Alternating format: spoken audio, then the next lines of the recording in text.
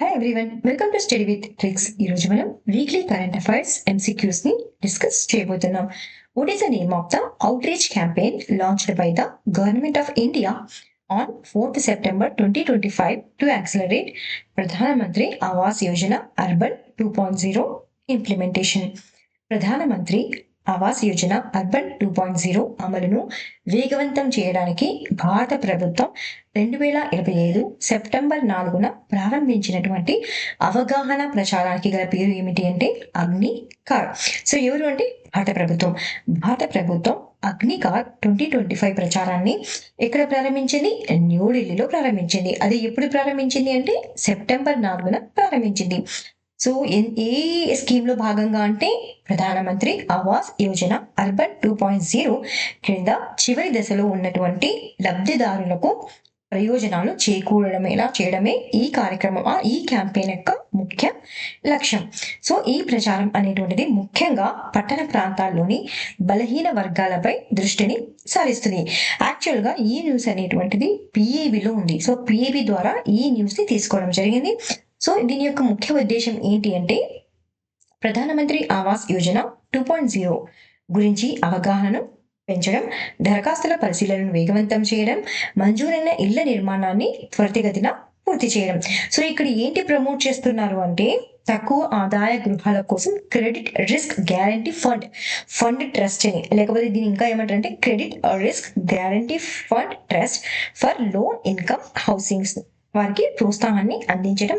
అంతేకాకుండా పిఎం ప్రధానమంత్రి సూర్యఘర్ ఉచిత విద్యుత్ యోజన ప్రయోజనాలను ప్రధానమంత్రి ఆవాస్ యోజన అర్బన్ తో కలిసి అందించడం. సో ఈ ప్రచారానికి ఎంతమంది స్థానిక సంస్థలు అంటే 5,000కి పైగా నగర స్థానిక సంస్థలు ఎప్పుడు నుంచి ఎప్పటి వరకు అంటే సెప్టెంబర్ 4 నుండి అక్టోబర్ 31 వరకు కొనసాగుతుంది. ఇది ఈ ప్రచారం, ఈ క్యాంపెయిన్ అనేటువంటిది. ఏ క్యాంపెయిన్? అగ్నికార్ క్యాంపెయిన్. ఇందులో ఏం చేస్తారంటే ఇంటింటికి ప్రచారం చేస్తారు, ఇంటింటికి వెళ్ళి ప్రచారం చేస్తారు. అదేవిధంగా లోన్ మేళాలు, సాంస్కృతిక కార్యక్రమాలు, కమ్యూనిటీ క్యాంపులు వంటి కార్యక్రమాలను కండక్ట్ చేస్తారు. ఇవన్నీ జన్ భాగీదారీ ఉద్యమంలో భాగంగా నిర్వహించబడతాయి. సో ఈ అగ్నికార్ అనేటువంటిది ఏ స్కీమ్ కి సంబంధించింది గనక ఎగ్జామ్ లో అడిగినట్లయితే ఇది ప్రధానమంత్రి ఆవాస్ యోజన అర్బన్ 2.0కి సంబంధించినది. Who was awarded the most valuable player at the Under-17 SAF Women's Championship in 2025? 2025లో జరిగినటువంటి Under-17 SAF మహిళల ఛాంపియన్షిప్ లో అత్యంత విలువైన క్రీడాకారిణి అవార్డు ఎవరికి లభించింది అంటే అభిస్నా బస్నెట్ కి లభించడం జరిగింది. ఈమె సిక్కిం కు చెందినటువంటి యువ ఫుట్బాల్ క్రీడాకారిణి. ఈ ఈవెంట్ ఎక్కడ జరిగింది అంటే భూటాన్ లోని థింపు నగరంలో జరిగింది. సో ఈమె ఏ అవార్డును గెలుచుకుంది అంటే మోస్ట్ వాల్యుబుల్ ప్లేయర్ అవార్డును గెలుచుకుంది. ఈమె పేరు ఏంటి అంటే అభిస్టా బాస్నెట్. Which youth-led initiative under My Bharat is being mobilized for rescue operations in flood-affected areas of Punjab and Himachal Pradesh? Punjab మరియు హిమాచల్ ప్రదేశ్ లో వరద ప్రభావిత ప్రాంతాల్లో రక్షణ చర్యల కోసం మై భారత్ కింద ఏ యువత ఆధ్వర్యంలోని కార్యక్రమాన్ని మోహరించనున్నారు అంటే ఏం కార్యక్రమాన్ని చేపట్టనున్నారు అంటే ఎవరు చేపట్టనున్నారు అంటే ఆపద మిత్రులు ఆపద మిత్రాస్. ఈ న్యూస్ అనేటువంటిది మనం పిఐబిలో నుంచి తీసుకోవడం జరిగింది. సో ఏ మంత్రి ప్రకారం అంటే క్రీడలు మరియు యువజన వ్యవహారాల కేంద్ర మంత్రి ప్రకారం ఎవరు వీరు అంటే మై భారత్ ఆపద మిత్రులు. ఏ రాష్ట్రాలు అంటే పంజాబ్ మరియు హిమాచల్ ప్రదేశ్ లోని వరద ప్రభావిత ప్రాంతాల్లో రక్షణ చర్యల కోసం మోహరించనున్నారు. అంటే వీళ్ళు వెళ్ళి హెల్ప్ చేస్తారనమాట ఆ రాష్ట్రాలలో. వీరు ఆపద మిత్ర ప్రోగ్రాం కింద జాతీయ విపత్తు నిర్వహణ సంస్థ ద్వారా శిక్షణ పొందినటువంటి యువ స్వచ్ఛంద సేవకులు. సో ఎగ్జామ్ లో కనుక ఏ ఇన్స్టిట్యూట్ ద్వారా వీరు ట్రైనింగ్ తీసుకున్నారు, శిక్షణ పొందారు అంటే జాతీయ విపత్తు నిర్వహణ సంస్థ. వీరికి శోధన అంటే సెర్చింగ్ చేయడం మరియు రక్షణ అంటే ప్రొటెక్ట్ చేయడం మరియు ప్రథమ చికిత్స, జన సమూహాల నిర్వహణ, అత్యవసర సమన్వయం వంటి నైపుణ్యాలు కలిగి ఉంటారనమాట. గ్రామీణ స్థాయిలో పనిచేసే ఈ యువత ఆహారం, వైద్య సహాయం మరియు అవసరమైన సరఫరాలు వరదల వల్ల వేరుపడిన గ్రామాలకు చేరవేసేలా చూస్తారు.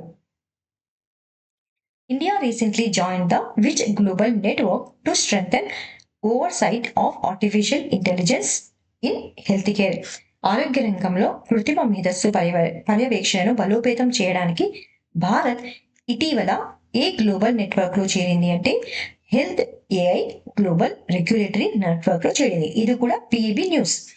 సో సో భారతదేశం అనేటువంటిది ఇటీవల health artificial intelligence global regulatory framework లో చేయడం జరిగింది.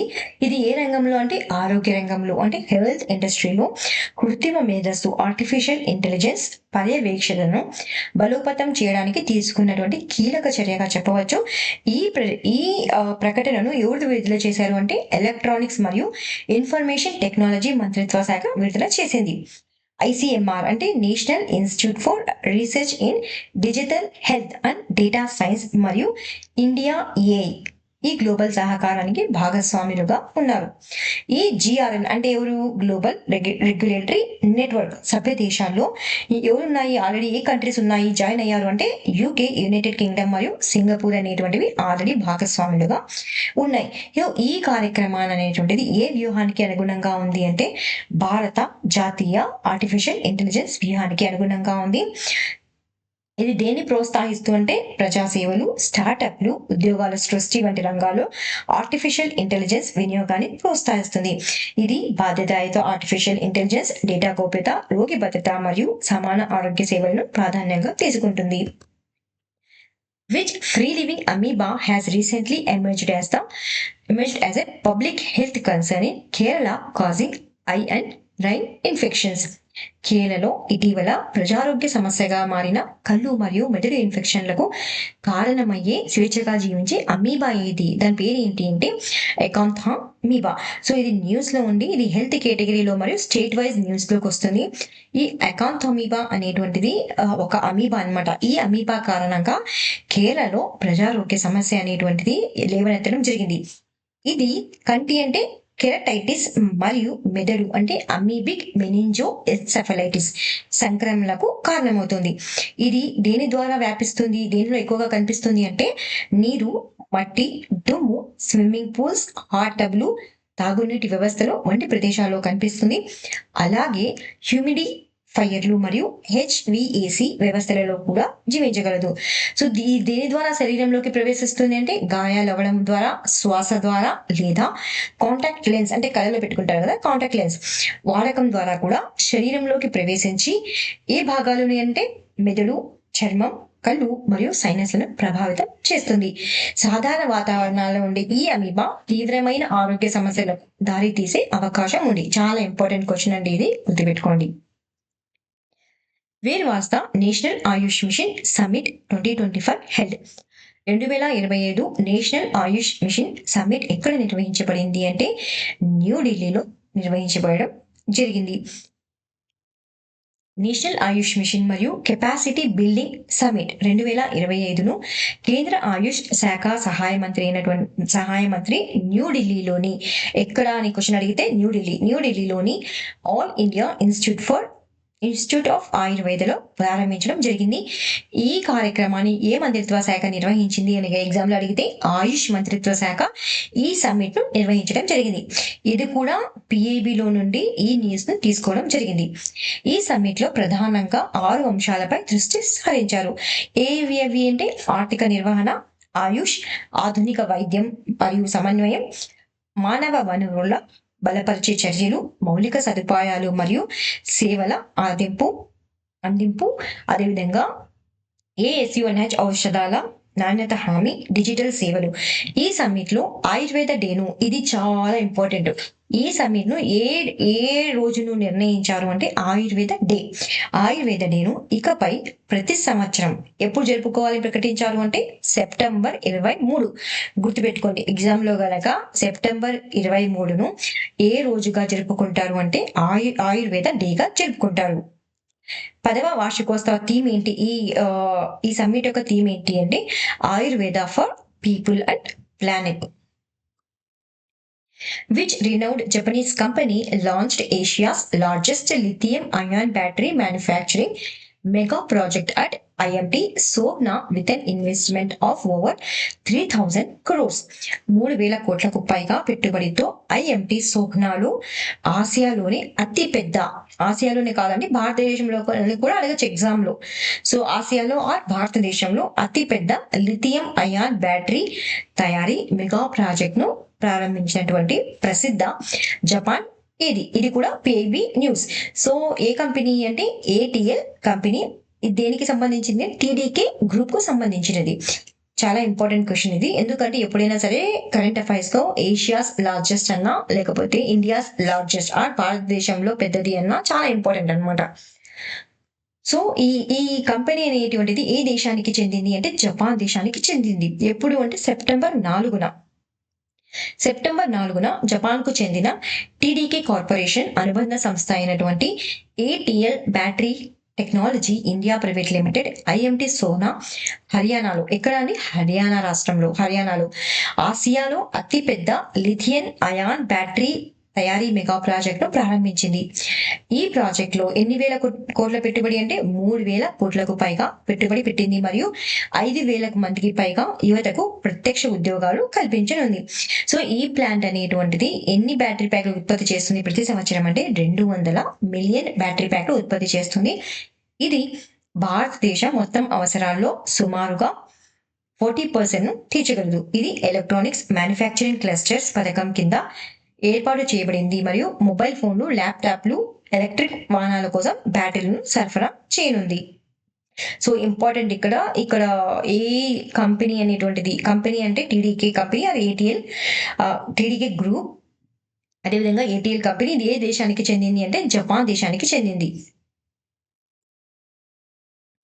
Which best-selling mytho-fiction author launched the novel The Chola Tigers Avengers of Somanath, the second book in the Indic Chronicles series? The Chola tigers avengers of Somnath అనే నవల Indic Chronicles series 2వ భాగంను విడుదల చేసినటువంటి ప్రముఖ మిథో fiction రచయిత ఎవరు అని అడిగాను అనమాట. ఆన్సర్ ఎవరు అంటే Amish Tripathi.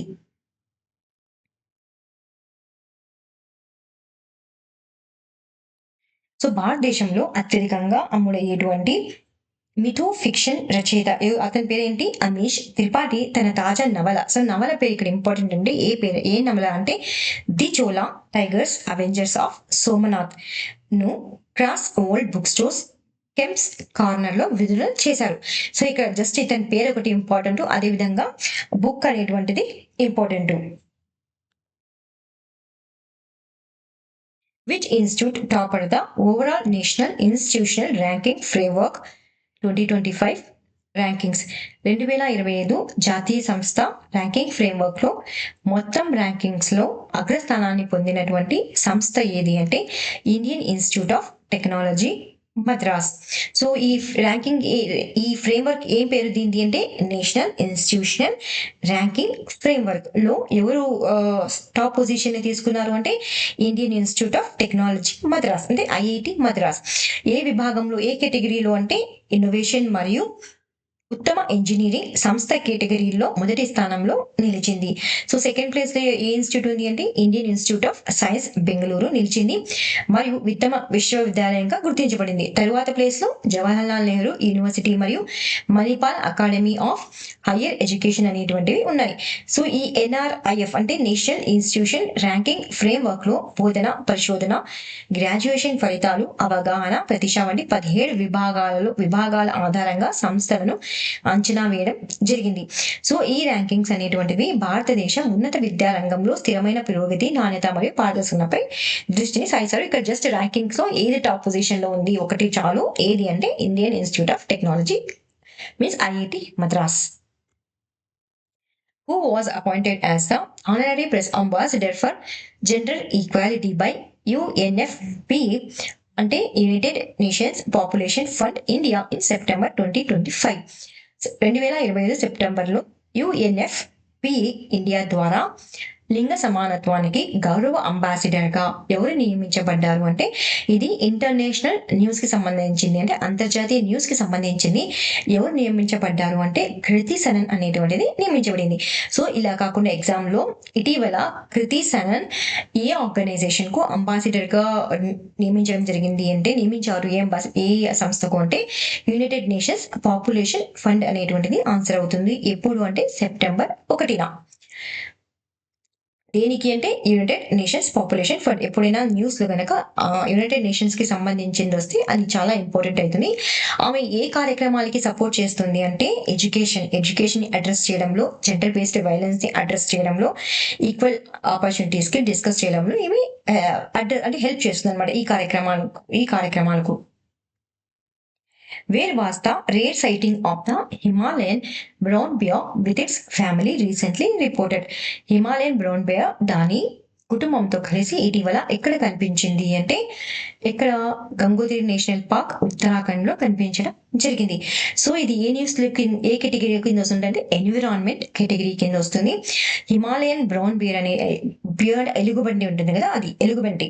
So Himalayan brown bear దాని ఇంకా ఏమంటారు అంటే సైంటిఫిక్ నేమ్ ఏంటంటే ఉర్సస్ ఆక్టోస్ ఇస్బెలినస్ ను, ఇంకా ఏమంటారు దీన్ని ఇస్సా బెల్లిస్ బేర్ లేదా హిమాలయన్ రెడ్ బేర్ అని కూడా పిలుస్తారు. ఇది హిమాలయాల ఎత్తైన ప్రాంతాల్లో కనిపించే అత్యంత పెద్ద జంతువు. సాధారణంగా ఎన్ని మీటర్ల ఎత్తులో నివసిస్తుంది అంటే 3000 నుండి 5500 మీటర్ల ఎత్తులో నివసిస్తుంది.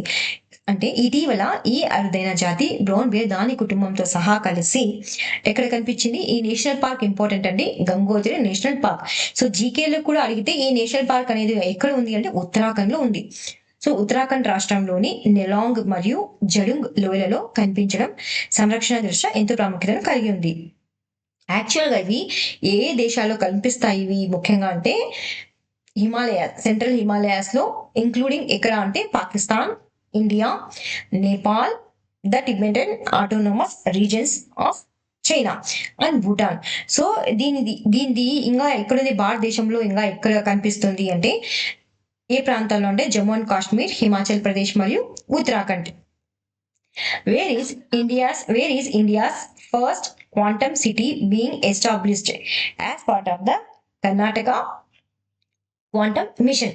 భారతదేశపు మొట్టమొదటి క్వాంటమ్ సిటీను కర్ణాటక క్వాంటమ్ మిషన్ లో భాగంగా ఎక్కడ స్థాపిస్తున్నారు అంటే హెసర్గుట్ట నియర్ బెంగళూరు. ఎప్పుడు అనౌన్స్ చేశారు అంటే సెప్టెంబర్ 8న కర్ణాటక ప్రభుత్వం బెంగళూరుకు సమీపంలోని హెసర్గుట్ట ప్రాంతంలో ఎన్ని ఎకరాలలో అంటే 6.17 ఎకరాల భూమిని కేటాయించింది. సో ఇది భారతదేశపు మొట్టమొదటి క్వాంటమ్ సిటీ కాబట్టి చాలా ఇంపార్టెంట్ అండి. ఇది ఇండియాస్ ఫస్ట్ అని ఎప్పుడు వచ్చిన న్యూస్ లో అది ఇంపార్టెంట్ అవుతుంది. సో ఏ సిటీ అండి? క్వాంటమ్ సిటీ స్థాపనకు అనుమతి ఇచ్చింది. ఎన్ని కోట్ల బడ్జెట్ తో అంటే 1000 కోట్ల విలువైన కర్ణాటక క్వాంటమ్ మిషన్ లో భాగంగా ఉంది. దీని లక్ష్యం ఏంటి? ఈ సిటీ యొక్క లక్ష్యం ఏంటి క్వాంటమ్ సిటీది అంటే 2035 నాటికి $20 బిలియన్ విలువైన క్వాంటమ్ ఎకానమీని అభివృద్ధి చేయడం. సో ఈ క్వాంటమ్ సిటీలో ఆధునిక ప్రయోగశాలలు, స్టార్టప్ల కోసం ఇంక్యుబేషన్ సెంటర్లు, క్వాంటమ్ హార్డ్వేర్ల ఉత్పత్తి కేంద్రాలు మరియు క్వాంటమ్ హెచ్పిసి డేటా సెంటర్స్ అనేటువంటివి ఉంటాయి. సో ఎన్ని ఉద్యోగాలు కల్పించనున్నారు ఈ క్యూసిటీ ద్వారా అంటే 2 లక్షలకు పైగా ఉద్యోగాలు కల్పించనున్నారు మరియు విద్యా సంస్థలు, పరిశ్రమల మధ్య సహకారాన్ని ప్రోత్సహించనున్నారు. సో అదనంగా ఈ హెసర్గుట్టలోని ICTS TIFR అంటే international centre for theoretical sciences కు 8 ఎకరాలు అదనపు భూమిని కేటాయించారు. సో ఇక్కడ ఏంటి ఇంపార్టెంట్ అంటే హెసర్గుట్ట కర్ణాటక ఇది ఇంపార్టెంట్. ఏ సిటీ అంటే క్వాంటమ్ సిటీ అనేటువంటిది important. Which tournament did the Indian men's hockey team win by defeating South Korea 4-1 in the final held in Rajgir, Bihar? భారత పురుషుల హాకీ జట్టు రాజ్గిర్ బిహార్ లో జరిగిన ఫైనల్లో దక్షిణ కొరియాను 4-1తో ఓడించి ఏ టోర్నమెంట్ ను గెలుచుకుంది అంటే ఏషియా కప్ 2025 ను గెలుచుకోవడం జరిగింది. సో ఎగ్జామ్ లో అలా కాకుండా ఏషియా కప్ 2025 అనేటువంటిది ఏ రాష్ట్రంలో జరిగింది అంటే రాజ్గిర్ బీహార్ లో జరిగింది. సో ఫైనల్లో ఎవరిని ఓడించారు అంటే భారత పురుషుల హాకీ జట్టు అంటే దక్షిణ కొరియా దేశంను ఓడించడం జరిగింది. ఈ మ్యాచ్ బీహార్ లోని రాజ్గిర్ లో జరిగింది. ఇది భారత్ కు 4వ ఆసియా కప్ టైటిల్ మరియు 2017 తర్వాత మొదటిసారిగా రావడం జరిగింది. ఈ విజయం ద్వారా భారత పురుషుల హాకీ జట్టు 2026లో నెదర్లాండ్స్ మరియు బెల్జియంకు సంయుక్తంగా నిర్వహించేటువంటి FIH హాకీ వరల్డ్ కప్ కు నేరుగా అర్హతను పొందారు. Where was the Bio E3 at one event celebrating 1 year of the Bio E3 policy hosted? Bio E3 పాలసీకి 1 సంవత్సరం పూర్తయిన సందర్భంగా బయో E3 at 1 కార్యక్రమం ఎక్కడ నిర్వహించబడింది? ఈ పాలసీలో భాగంగా ఈ కార్యక్రమాన్ని నిర్వహించారు. ఎక్కడ నిర్వహించారంటే న్యూఢిల్లీలో నిర్వహించారు. ఇది కూడా PAB న్యూస్. సో ఈ కార్యక్రమాన్ని బయో E3 at 1 కార్యక్రమాన్ని ఎవరు నిర్వహించారు అంటే అంతర్జాతీయ జన్యు శాస్త్ర మరియు బయోటెక్నాలజీ కేంద్రం అంటే international centre for genetic engineering and biotechnology. ఇంగ్లీష్లోనే గుర్తుపెట్టుకోవడానికి ట్రై చేయండి, దాని పేరును ఎగ్జామ్లో ఈజీగా గుర్తుపెట్టుకోవచ్చు. ఇది ఏ పాలసీలో భాగంగా అంటే బయో E3 పాలసీకి 1 సంవత్సరం పూర్తయిన సందర్భంగా జరిపిన వేడుక. ఈ పాలసీ అనేటువంటిది ఆర్థిక వ్యవస్థ, పర్యావరణం మరియు ఉపాధితో బయోటెక్నాలజీ అనుసంధానాన్ని లక్ష్యంగా పెట్టుకుంది. దీని థీమ్ ఏంటి అంటే క్లైమేట్ రెసిలియెంట్ వ్యవసాయం మరియు క్లీన్ ఎనర్జీ కోసం సంస్థ. సో దీనికన్నా ఇంగ్లీష్ బెటర్ అండి. Institute industry interaction for climate resilient agriculture and clean energy. So ఈ ప్రదర్శనలో వ్యవసాయ బయోటెక్, శుభ్రమైనటువంటి ఇంధనం మరియు జంతు ఆరోగ్యం కేంద్రంలో ఆవిష్కరణలు ప్రదర్శించబడ్డాయి. సో బయో E3 పాలసీ యొక్క గోల్ ఏంటి అంటే it AIIMS to help the ఇండియాను నెట్ జీరో కార్బన్ ను చేరడంలో హెల్ప్ చేస్తుంది. ఎప్పటి వరకు ఈ ఎమిషన్ గోల్ ని రీచ్ అవ్వాలి అంటే 2070 వరకు. Which country developed the FP5 flamingo long range cruise missiles? So FP5 flamingo దీర్ఘశ్రేణి క్రూయిజ్ మిసైల్స్ ను ఏ దేశం అభివృద్ధి చేసింది అంటే ఉక్రెయిన్ అనే దేశం అనేటువంటిది అభివృద్ధి చేసింది. ఇది దీర్ఘశ్రేణి క్రూయిజ్ మిసైల్ ను. సో ఏ డిఫెన్స్ కంపెనీ దీన్ని అభివృద్ధి చేసింది అంటే ఉక్రెయిన్ లోని 5 పాయింట్ డిఫెన్స్ కంపెనీ అభివృద్ధి చేసింది. సో దీని పరిధి ఎంత అంటే 3000 కిలోమీటర్లు మరియు గరిష్ట టేకాఫ్ బరువు ఎంత అంటే 6000 కిలోమీటర్లు. ఇది టర్బోఫాన్ ఇంజిన్ ఉపయోగిస్తుంది. 6 మీటర్ల వెడల్పు కలిగి ఉంది మరియు 900 కిలోమీటర్ల వేగాన్ని చేరగలదు. సో ఇది ఉక్రెయిన్ లోని స్వదేశీయంగా అభివృద్ధి చేసినటువంటి మొట్టమొదటి హెవీ మిసైల్. సో ఇవి మిసైల్స్ న్యూస్ అండి. రివిజన్ MCQలో భాగంగా దీన్ని డిస్కస్ చేస్తున్నాం. ఈ మిసైల్స్ ను విచ్ ఇండియన్ ఆర్గనైజేషన్, సో ఈ మిసైల్స్ అన్ని న్యూస్ లో ఉన్నాయి, అవి 2025లోనే న్యూస్ లో ఉన్నాయి. Which Indian organisation is responsible for developing the K6 hypersonic submarine launched ballistic missile? So ఈ మిసైల్ ఏ missile K6 hypersonic submarine launch ballistic missile ను ఏ సంస్థ అనేటువంటిది అభివృద్ధి చేయబోతుంది అంటే DRDO. Air LoRa is an advanced air launched ballistic missile developed by which country? Air LoRa అనేటువంటి అడ్వాన్స్డ్ బాలిస్టిక్ మిసైల్ ను ఏ కంట్రీ అనేటువంటిది ఏ దేశం అభివృద్ధి చేయబోతుంది అంటే Israel. Which 2 companies have partnered to develop India's first indigenous quantum secure satellite? ఏ 2 కంపెనీలు కలిసి భాగస్వామ్యంతో అభివృద్ధి చేస్తున్నారు దేన్ని అంటే భారతదేశపు మొట్టమొదటి స్వదేశీయంగా అభివృద్ధి చేసినటువంటి క్వాంటమ్ సెక్యూర్ శాటిలైట్. ఏ 2 కంపెనీస్ కలిసి అభివృద్ధి చేస్తున్నాయంటే స్పేస్ TS మరియు synergy quantum. Which indigenous missile was successfully testified by DRDO and the Indian Air Force from Su-30 Mk1 fighter aircraft in Odisha? So ఏ స్వదేశీ మిసైల్ ను ఎవరు టెస్టిఫై చేశారు, successful గా పరీక్షించారంటే DRDO అనేటువంటిది మరియు ఇండియన్ ఎయిర్ ఫోర్స్. ఏ fighter aircraft ద్వారా అంటే Su-30 Mk ద్వారా. దాని పేరు ఏంటి, ఆ మిసైల్ పేరు ఏంటి, టెస్ట్ చేసినటువంటి మిసైల్ పేరు ఏది అంటే BVRAAM అంటే beyond visual range air to air missile.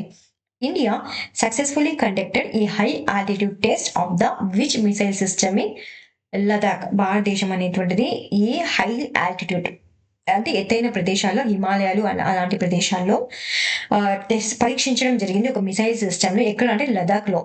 So దాని పేరు ఏంటి అంటే Akash prime missile. Which to indigenously develop అంటే స్వదేశీయంగా అభివృద్ధి చేసినటువంటి బాలిస్టిక్ మిసైల్స్ ను ఇండియా అనేటువంటిది సక్సెస్ఫుల్ గా కండక్ట్ చేసింది, టెస్ట్ చేసింది. ఎక్కడ? ఒడిశా ఇంటిగ్రేటెడ్ టెస్ట్ రేంజ్ లో. ఎప్పుడు అంటే July 17, 2025. దాని పేరు ఏంటి? ఆ రెండింటి పేరు ఏంటి అంటే బాలిస్టిక్ మిసైల్స్ ఇవి పృథ్వీ 2 మరియు అగ్ని 1. Which missile system has India proposed to co-produce with the United States under the Make in India initiative? So A missile system ను ఇండియా అనేటువంటిది ప్రొడ్యూస్ చేసింది భాగస్వామ్యంతో దాన్ని అభివృద్ధి చేయడానికి మేక్ ఇన్ ఇండియా ఇనిషియేటివ్ లో భాగంగా? అంటే ఎవరితో కలిసి అంటే యునైటెడ్ స్టేట్స్ తో కలిసి అభివృద్ధి చేద్దామని ప్రపోజ్ చేసింది యునైటెడ్ నేషన్స్ కి. ఆ మిసైల్ పేరేంటి అంటే javelin ATGM. Who has been appointed as the new chairman and managing director of NHPC? NHPC అంటే national hydro electric power corporation limited. NHPC limited యొక్క కొత్త చైర్మన్ మరియు మేనేజింగ్ డైరెక్టర్ గా ఎవరు నియమించబడ్డారు అంటే భూపేంద్ర గారు నియమించబడడం జరిగింది. సో ఇతను కొత్త చైర్మన్ మరియు మేనేజింగ్ డైరెక్టర్. ఈ NHPC అనేటువంటిది ప్రముఖ హైడ్రో పవర్ సంస్థ.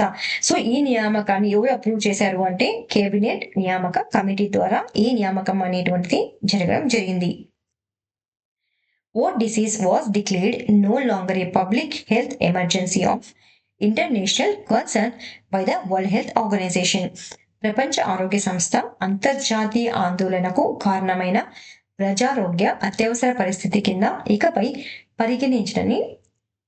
పరిగణించకూడదు, ఇది ఆరోగ్య పరిస్థితి అని ప్రకటించినటువంటి వ్యాధి ఏది? ఏ వ్యాధిని పేర్కొన్నారు అంటే mpox are money pox.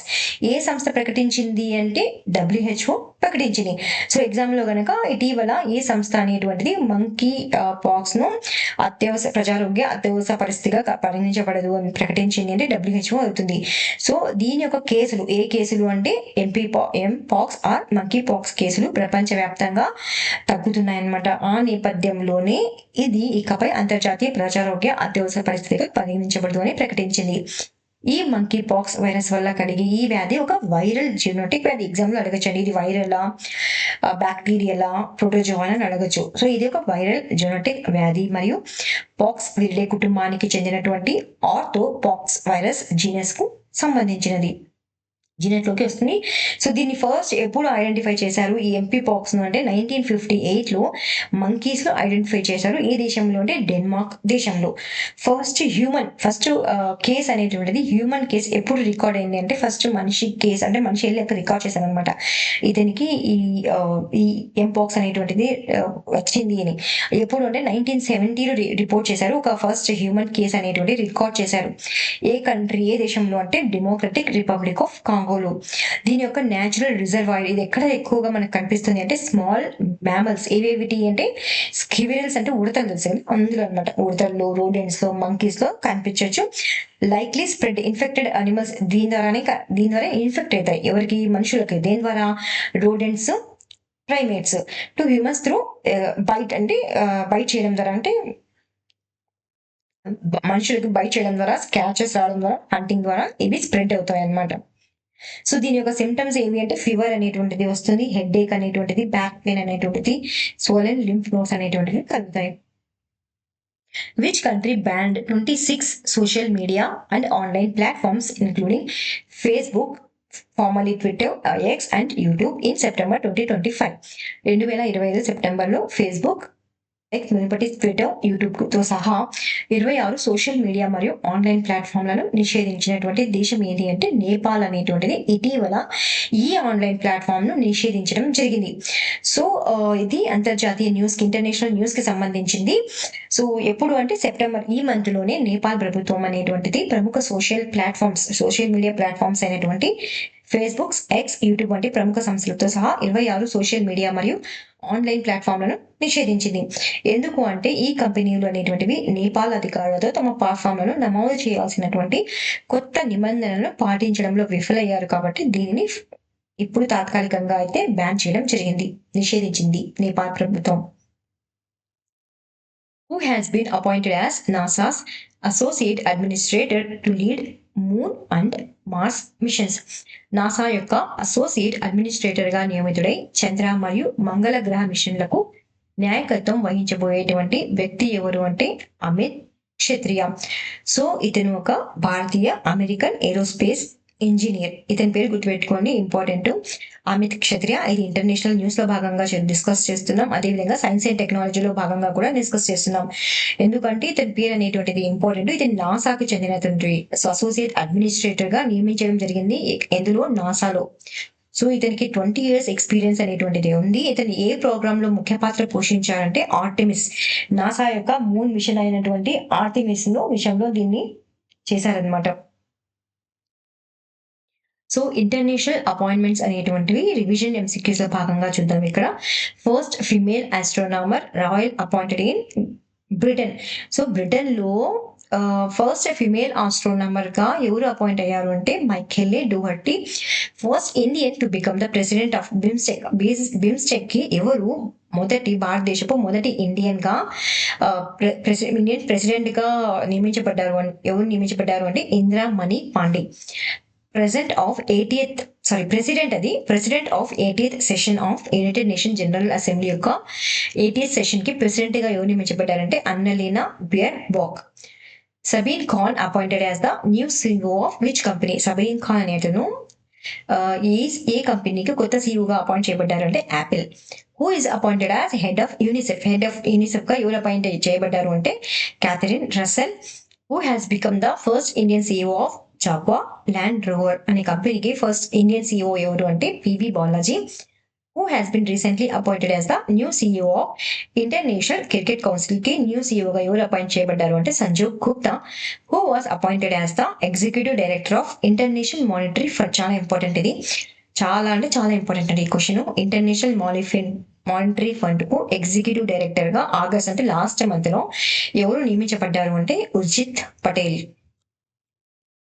Who became the first Indian to win the World Youth Scrabble Championship in 2025.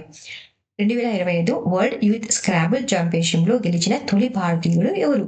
So ఇక్కడ 2 పాయింట్స్ అనేటువంటివి ఇంపార్టెంట్. ఇది స్పోర్ట్స్ న్యూ కేటగిరీలో భాగంగా దీన్ని ఇక్కడ డిస్కస్ చేస్తున్నాం. మరియు అంతేకాకుండా తొలి భారతీయుడు కాబట్టి ఇంపార్టెంట్ ఇది.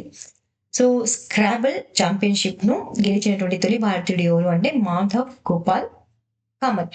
ఇతను న్యూఢిల్లీకి చెందినటువంటి 14,000 బాలుడు అనమాట. ఏ ఛాంపియన్షిప్ లో గెలిచారు అంటే యూత్ స్క్రాబుల్ ఛాంపియన్షిప్ ను గెలిచి తొలి భారతీయుడిగా చరిత్రను సృష్టించడం జరిగింది. ఈ ఈవెంట్ అనేటువంటిది ఎక్కడ జరిగింది ఈ పోటీ అంటే మలేషియాలోని కౌలాలంపూర్ లో జరిగింది. ఇందులో 18 దేశాల నుండి 218 మంది ఆటగాళ్లు పాల్గొనడం జరిగింది. Who led the development of India's first indigenous water soluble fertilizer technology in 2025? భారతదేశపు మొట్టమొదటి స్వదేశీ నీటిలో కరిగే ఎరువుల సాంకేతికత అభివృద్ధికి నాయకత్వం వహించిన వ్యక్తి ఎవరు అంటే రాజీవ్ చక్రవర్తి. సో 7 సంవత్సరాల పరిశోధన తర్వాత భారతదేశంలో, సో ఇంపార్టెంట్ అనేది ఏంటి అంటే ఇక్కడ ఇండియా ఫస్ట్ అంటున్నారు కాబట్టి భారతదేశం తన మొట్టమొదటి స్వదేశీయంగా నీటిలో కరిగే ఎరువుల సాంకేతికతను అభివృద్ధి చేసింది. ఈ ఆవిష్కరణను ఎవరు లీడ్ చేశారు అంటే రాజీవ్ చక్రవర్తి. ఈయన సోల్యుబుల్ ఫర్టిలైజర్స్ ఇండస్ట్రీ అసోసియేషన్ కు అధ్యక్షుడు మరియు నాయకత్వాన్ని వహించారు. సో ప్రస్తుతం భారతదేశం అనేటువంటిది 95% చైనా యొక్క దిగుమతులపై, ఇంపోర్ట్స్ పై ఆధారపడుతుంది. చాలా చాలా ఇంపార్టెంట్ ఈ క్వశ్చన్, గుర్తుపెట్టుకోండి. Which student developed the artificial intelligence powered tool aiding colors and won the UK's prestigious Crest Gold Awards in 2025? 2025లో ఎయిడింగ్ కలర్స్ అనే ఆర్టిఫిషియల్ ఇంటెలిజెన్స్ ఆధారిత సాధనాన్ని అభివృద్ధి చేసి యూకేస్ క్రెస్ట్ గోల్డ్ అవార్డును గెలుచుకున్నటువంటి విద్యార్థి ఎవరు అంటే అహాన్ రితేష్ ప్రజాపతి. సో ఈ న్యూస్ అనేటువంటిది అవార్డ్స్ కేటగిరీలో, అదేవిధంగా ఆర్టిఫిషియల్ ఇంటెలిజెన్స్ కి సంబంధించిన న్యూస్ అనమాట. సో ఇతను ఏ స్కూల్ కి చెందిన విద్యార్థి అంటే అదాని ఇంటర్నేషనల్ స్కూల్ కు చెందినటువంటి విద్యార్థి అయిన మహాన్ రితేష్ ప్రజాపతి ఎయిడింగ్ కలర్స్ అనే యంత్ర అభ్యాస మోడల్ ను అభివృద్ధి చేసి యునైటెడ్ కింగ్డమ్ యొక్క క్రెస్ట్ గోల్డ్ అవార్డును గెలుచుకోవడం జరిగింది. సో ఈ టూల్ అనేటువంటిది ఆర్టిఫిషియల్ ఇంటెలిజెన్స్ ఆధారిత సాధనం రంగు చూపు లోపం ఉన్నటువంటి విద్యార్థులకు పాఠ్య పుస్తకాల మ్యాప్లు మరియు డయాగ్రామ్లను సులభంగా చూడగలిగేలా మార్చుతుందన్నమాట. తాను స్వయంగా ఈ ఆహాన్ రితేష్ ప్రజాపతి అనే విద్యార్థి స్వయంగా రెడ్ గ్రీన్ కలర్ బ్లైండ్నెస్ తో బాధపడుతున్న నేతంలో ఈ సమస్యకు పరిష్కరించేందుకు ప్రేరణ పొంది ఇలాంటి టూల్ను ఏర్పరచడం జరిగింది. సో ఎగ్జామ్ లో ఇలా కూడా అడగచ్చండి. ఇటీవల ఆహాన్ రితేష్ ప్రజాపతి ఈ టూల్ ను డెవలప్ చేశారు అని ఆన్సర్ కనుక ఏమవుతుంది, డెవలప్ చేశారు అంటే అభివృద్ధి చేశారంటే ఎయిడింగ్ కలర్స్ అనేటువంటి ఏ టూల్. అలా కాకుండా ఏ అవార్డును గెలుచుకున్నారు అని కూడా అడగచ్చండి. UK's crest gold award. The 10-year Memorandum of Understanding అంటే MOU to develop hydrogen powered trains in India was signed between which two companies. భారతదేశంలో హైడ్రోజన్ శక్తితో నడిచే రైళ్ల అభివృద్ధికి సంబంధించి 10 సంవత్సరాల ఒప్పందంను ఏ 2 కంపెనీల మధ్య కుదిరింది అంటే BHEL మరియు హారిజాన్ ఫ్యూయల్ టెక్నాలజీస్ మధ్య కుదిరింది. సో ఇది టైమ్స్ అండ్ టెక్నాలజీలో ఇంపార్టెంట్, అదేవిధంగా హైడ్రోజన్ కి సంబంధించి కాబట్టి ఇంపార్టెంట్ ఇది. ఎప్పుడు కుదిరింది MOU అంటే సెప్టెంబర్లో. ఎవరెవరి మధ్య కుదిరింది అంటే BHEL అంటే భారత్ హెవీ ఎలక్ట్రిక్స్ లిమిటెడ్ మరియు Horizon fuel cells technology. So technologies గురించి గ్రూప్స్ ఎగ్జామ్ లో చాలా సార్లు అడిగారండి. గ్రూప్ 1 అయినా సరే, గ్రూప్ 2 అయినా సరే ఇంపార్టెంట్ ఈ క్వశ్చన్ ఇది. సో ఎవరి మధ్య MOU కుదిరింది అంటే భారత హెవీ ఎలక్ట్రిక్స్ లిమిటెడ్ మరియు హారిజాన్ ఫ్యూయల్ సెల్స్ టెక్నాలజీస్ మధ్య ఎన్ని సంవత్సరాలు అంటే 10 సంవత్సరాల ప్రత్యేక ఒప్పందం అనేటువంటిది కుదిరింది. ఈ ఒప్పందం యొక్క లక్ష్యం ఏంటి అంటే హైడ్రోజన్ శక్తితో నడిచే రైళ్ల యొక్క అభివృద్ధి. సో ఇక్కడ ఈ ఒప్పందం ద్వారా హైడ్రోజన్ ఫ్యూయల్ సెల్ ఆధారిత రోలింగ్ స్టాక్ అంటే ఇంజిన్లు, రైళ్ల ఇంజిన్లు మరియు రైళ్ల బోగిలను అభివృద్ధి చేయడం లక్ష్యంగా పెట్టుకున్నారు. ఇవి రైలు ప్రయాణంలో విద్యుత్ని ఉత్పత్తి చేస్తాయి మరియు నీటి ఆవిరి, వేడిని మాత్రమే ఉద్గరిస్తాయి. మన లక్ష్యం ఏంటి? రైల్వేల యొక్క లక్ష్యం కూడా ఉంది. శూన్య ఉద్గారాలలో భాగంగా ఏంటి భారతీయ రైల్వేల యొక్క లక్ష్యం అంటే 2030 నాటికి నెట్ జీరో కార్బన్ ఉద్గారాల లక్ష్యాన్ని సాధించాలనుకుంటోంది ఎవరు? భారతీయ రైల్వే. అందులో భాగంగానే ఈ హైడ్రోజన్ పవర్ ట్రైన్స్ అనేటువంటిది భారతదేశంలో డెవలప్ చేస్తోంది. డెవలప్ చేయడానికి ఈ MOU అనేటువంటిది కుదిరింది. ఎవరి మధ్య అంటే BHEL మరియు హారిజాన్ ఫ్యూయల్ సెల్స్ టెక్నాలజీస్ మధ్య. What is the name of the portal launched by the ministry of housing and urban affairs to consolidate real estate data across India? భారతదేశం అంతటా రియల్ ఎస్టేట్ డేటాను సమీకరించేందుకు గృహ మరియు పట్టణ వ్యవహారాల మంత్రిత్వ శాఖ ప్రారంభించినటువంటి పోర్టల్ పేరు ఏమిటి అంటే రెరా పోర్టల్. సో ఇది PIB న్యూస్ అండి. గృహ మరియు పట్టణ వ్యవహారాల శాఖ. సో ఒకవేళ గనక ఈ రెరా పోర్టల్ ను ఏ మంత్రిత్వ శాఖ ప్రారంభించింది అంటే హౌసింగ్,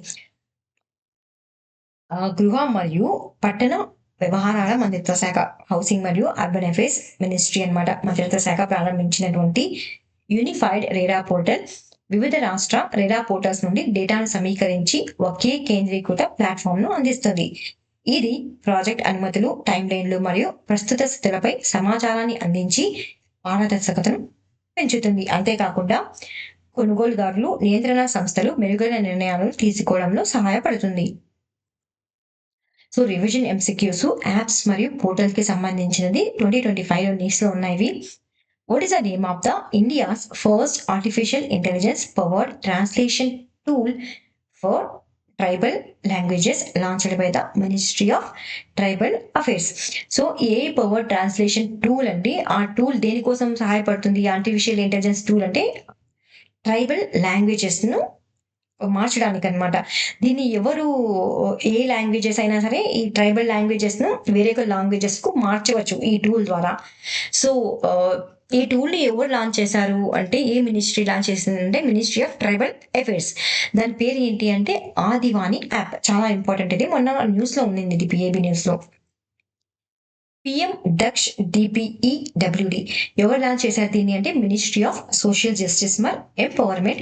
ఎందుకు అంటే to facilitate the job opportunities for దివ్యాంగులు అంటే దివ్యాంగుల కొరకు అనమాట. వాళ్ళకి జాబ్ ఆపర్చునిటీస్ ను ఇవ్వడానికి, కలిగించడానికి, హెల్ప్ చేయడానికి, జాబ్ ఆపర్చునిటీ వచ్చేలా ఏ పోర్టల్ ను లాంచ్ చేశారు అంటే PM దక్ష్ DPEWD. ఏ మినిస్ట్రీ అంటే ministry of social justice. Parivahan app ఇది ఒక మొబైల్ యాప్ అనమాట. ఏ మినిస్ట్రీ లాంచ్ చేసింది అంటే ministry of road transport and highways ఎవరితో కలిసి అంటే గవర్నమెంట్ ఆఫ్ కేంద్ర ప్రభుత్వంతో కలిసి, గవర్నమెంట్ ఆఫ్ ఇండియా. ఎందుకు అంటే వెహికల్ మేనేజ్మెంట్ ను స్ట్రీమ్లైన్ చేయడానికి. ఐడియాస్ ఫర్ లైఫ్ పోర్టల్, ఈ పోర్టల్ ను ఎవరు లాంచ్ చేశారంటే union minister of environment, forest and climate change అయినటువంటి భూపేంద్ర యాదవ్ గారు ఈ పోర్టల్ ను లాంచ్ చేసి ఇన్విటేషన్స్ కోసం అభ్యర్థన చేశారనమాట. ఎందుకోసం, ఏ ప్రాజెక్ట్ కోసం అంటే ఎన్విరాన్మెంటల్ ఫ్రెండ్లీ లైఫ్ స్టైల్ కోసం. బిట్ చాట్, ఇది చాలా ఇంపార్టెంట్ అండి. ఇది బిట్ చాట్ అనేటువంటిది ఒక మెసేజింగ్ యాప్. దీన్ని ఎవరు డెవలప్ చేశారంటే ట్విట్టర్ కో-ఫౌండర్ అయినటువంటి ట్విట్టర్ కంపెనీకి సంబంధించినటువంటి బ్లాక్ ఇన్ అనమాట. సో ట్విట్టర్ మరియు బ్లాక్ ఇన్ అనేటువంటి వాళ్ళు దీన్ని డెవలప్ చేశారు అని ఎవరు అనౌన్స్ చేశారంటే జాక్ డోర్సీ గారు అనౌన్స్ చేయడం జరిగింది. ఈ బిట్ చాట్ అనేటువంటిది ఏం చేస్తుంది అంటే హెల్ప్ చేస్తుంది యూజర్స్ కి మెసేజ్ ని పంపించడానికి, మొబైల్ టు మొబైల్. కానీ దీనికి ఇంటర్నెట్ కనెక్షన్ అనేటువంటిది అవసరం లేదు. త్రూ బ్లూటూత్ ద్వారానే మెసేజెస్ అనేటువంటివి సెండ్ చేయవచ్చు. సిమ్ లేకుండా కూడా మెసేజెస్ పంపించవచ్చు ఈ బిట్ చాట్ ద్వారా. సాచెట్ యాప్, ఈ సాచెట్ యాప్ అనేటువంటిది ఒక డిజాస్టర్ విపత్తు నిర్వహణకు సంబంధించింది అంటారు కదా, విపత్తుకు సంబంధించింది అనమాట. ఇది disaster early warning and responsible mobile application అనమాట. ఒక మొబైల్ యాప్ అండి సచెట్ యాప్ అనేటువంటిది. డిజాస్టర్ అర్లీ వార్నింగ్ కి సంబంధించింది. అంటే ఏదైనా విపత్తు సంభవించేటప్పుడు ముందే గమనికలను హెచ్చరిస్తుంది అనమాట, ఇక్కడ విపత్తు సంభవిస్తోంది అని. నెక్స్ట్ యుక్తధార, ఇట్స్ ఎ పోర్టల్ అండి. యుక్తధార అనేటువంటిది ఒక పోర్టల్. ఎవరికి హెల్ప్ చేస్తుందండి, ఎందుకు హెల్ప్ చేస్తుందంటే రూరల్ డెవలప్మెంట్, గ్రామీణ అభివృద్ధి కొరకు. By identifying the potential area for MG MNREGA. So MNREGA projects కింద ఏమైనా ప్రాంతాలను అభివృద్ధి చేయాలనుకున్నప్పుడు ఆ ప్రాంతాలు ఏ ప్రాంతాలు ముఖ్యమైనవి అని ఈ యుక్త ద్వారా పోర్టల్ ద్వారా తెలుసుకోవచ్చు అనమాట. హెల్ప్ చేస్తుంది ప్రాంతాలను ఐడెంటిఫై చేయడంలో. అది ఇమేజెస్ తో ప్రొవైడ్ చేస్తుంది అనమాట. Who became the first Indian woman to win the Best Director Award in the Horizontal section at the 82nd Venice international film festival in 2025. 2025లో 82వ వెనీస్ ఇంటర్నేషనల్ ఫిల్మ్ ఫెస్టివల్లో ఒరిజోంటి విభాగంలో ఉత్తమ దర్శకురాలుగా అవార్డును పొందినటువంటి తొలి భారతీయ మహిళ ఎవరు అంటే అనుపర్ణ రాయ్. ఇది అవార్డు కేటగిరీలో వస్తుంది. అదే కాకుండా ఈమె ఫస్ట్ మహిళ అనమాట, భారతదేశానికి చెందినటువంటి తొలి మహిళ కాబట్టి ఇంపార్టెంట్ ఇది. ఎప్పుడు సెప్టెంబర్లో ఈమె భారతీయ దర్శకురాలు అనుపర్ణ రాయ్. 82వ వెనీస్ ఇంటర్నేషనల్ ఫిల్మ్ ఫెస్టివల్లో ఏ విభాగంలో అంటే ఒరిజోంటి అనేటువంటి విభాగంలో ఉత్తమ దర్శకురాలుగా అవార్డు పొందినటువంటి తొలి భారతీయ మహిళగా చరిత్రను సృష్టించారు. సో ఏ చిత్రానికి గాను ఈమె ఈ అవార్డు అందుకున్నారు అంటే songs of forgotten trees. So Bharatiya cinema ప్రపంచవ్యాప్తంగా గుర్తింపు పొందినటువంటి ముఖ్యమైన ఘట్టంగా ఇది పేర్కొంటున్నారు. సో రివిజన్ ఎంసీక్యూస్ అవార్డ్స్ కి సంబంధించినవి. Pen translate award for one elephants live here అనే బుక్ కు గాను పెన్ ట్రాన్స్లేట్ అవార్డును ఎవరికి లభించింది అంటే గీతాంజలి శ్రీ గారికి లభించడం జరిగింది. 43rd Lokmanya Tilak national award, జాతీయ అవార్డు ఎవరికి లభించింది? 43rd లోకమాన్య తిలక్ అవార్డు అంటే నితిన్ గడ్కరీ గారు లభించింది.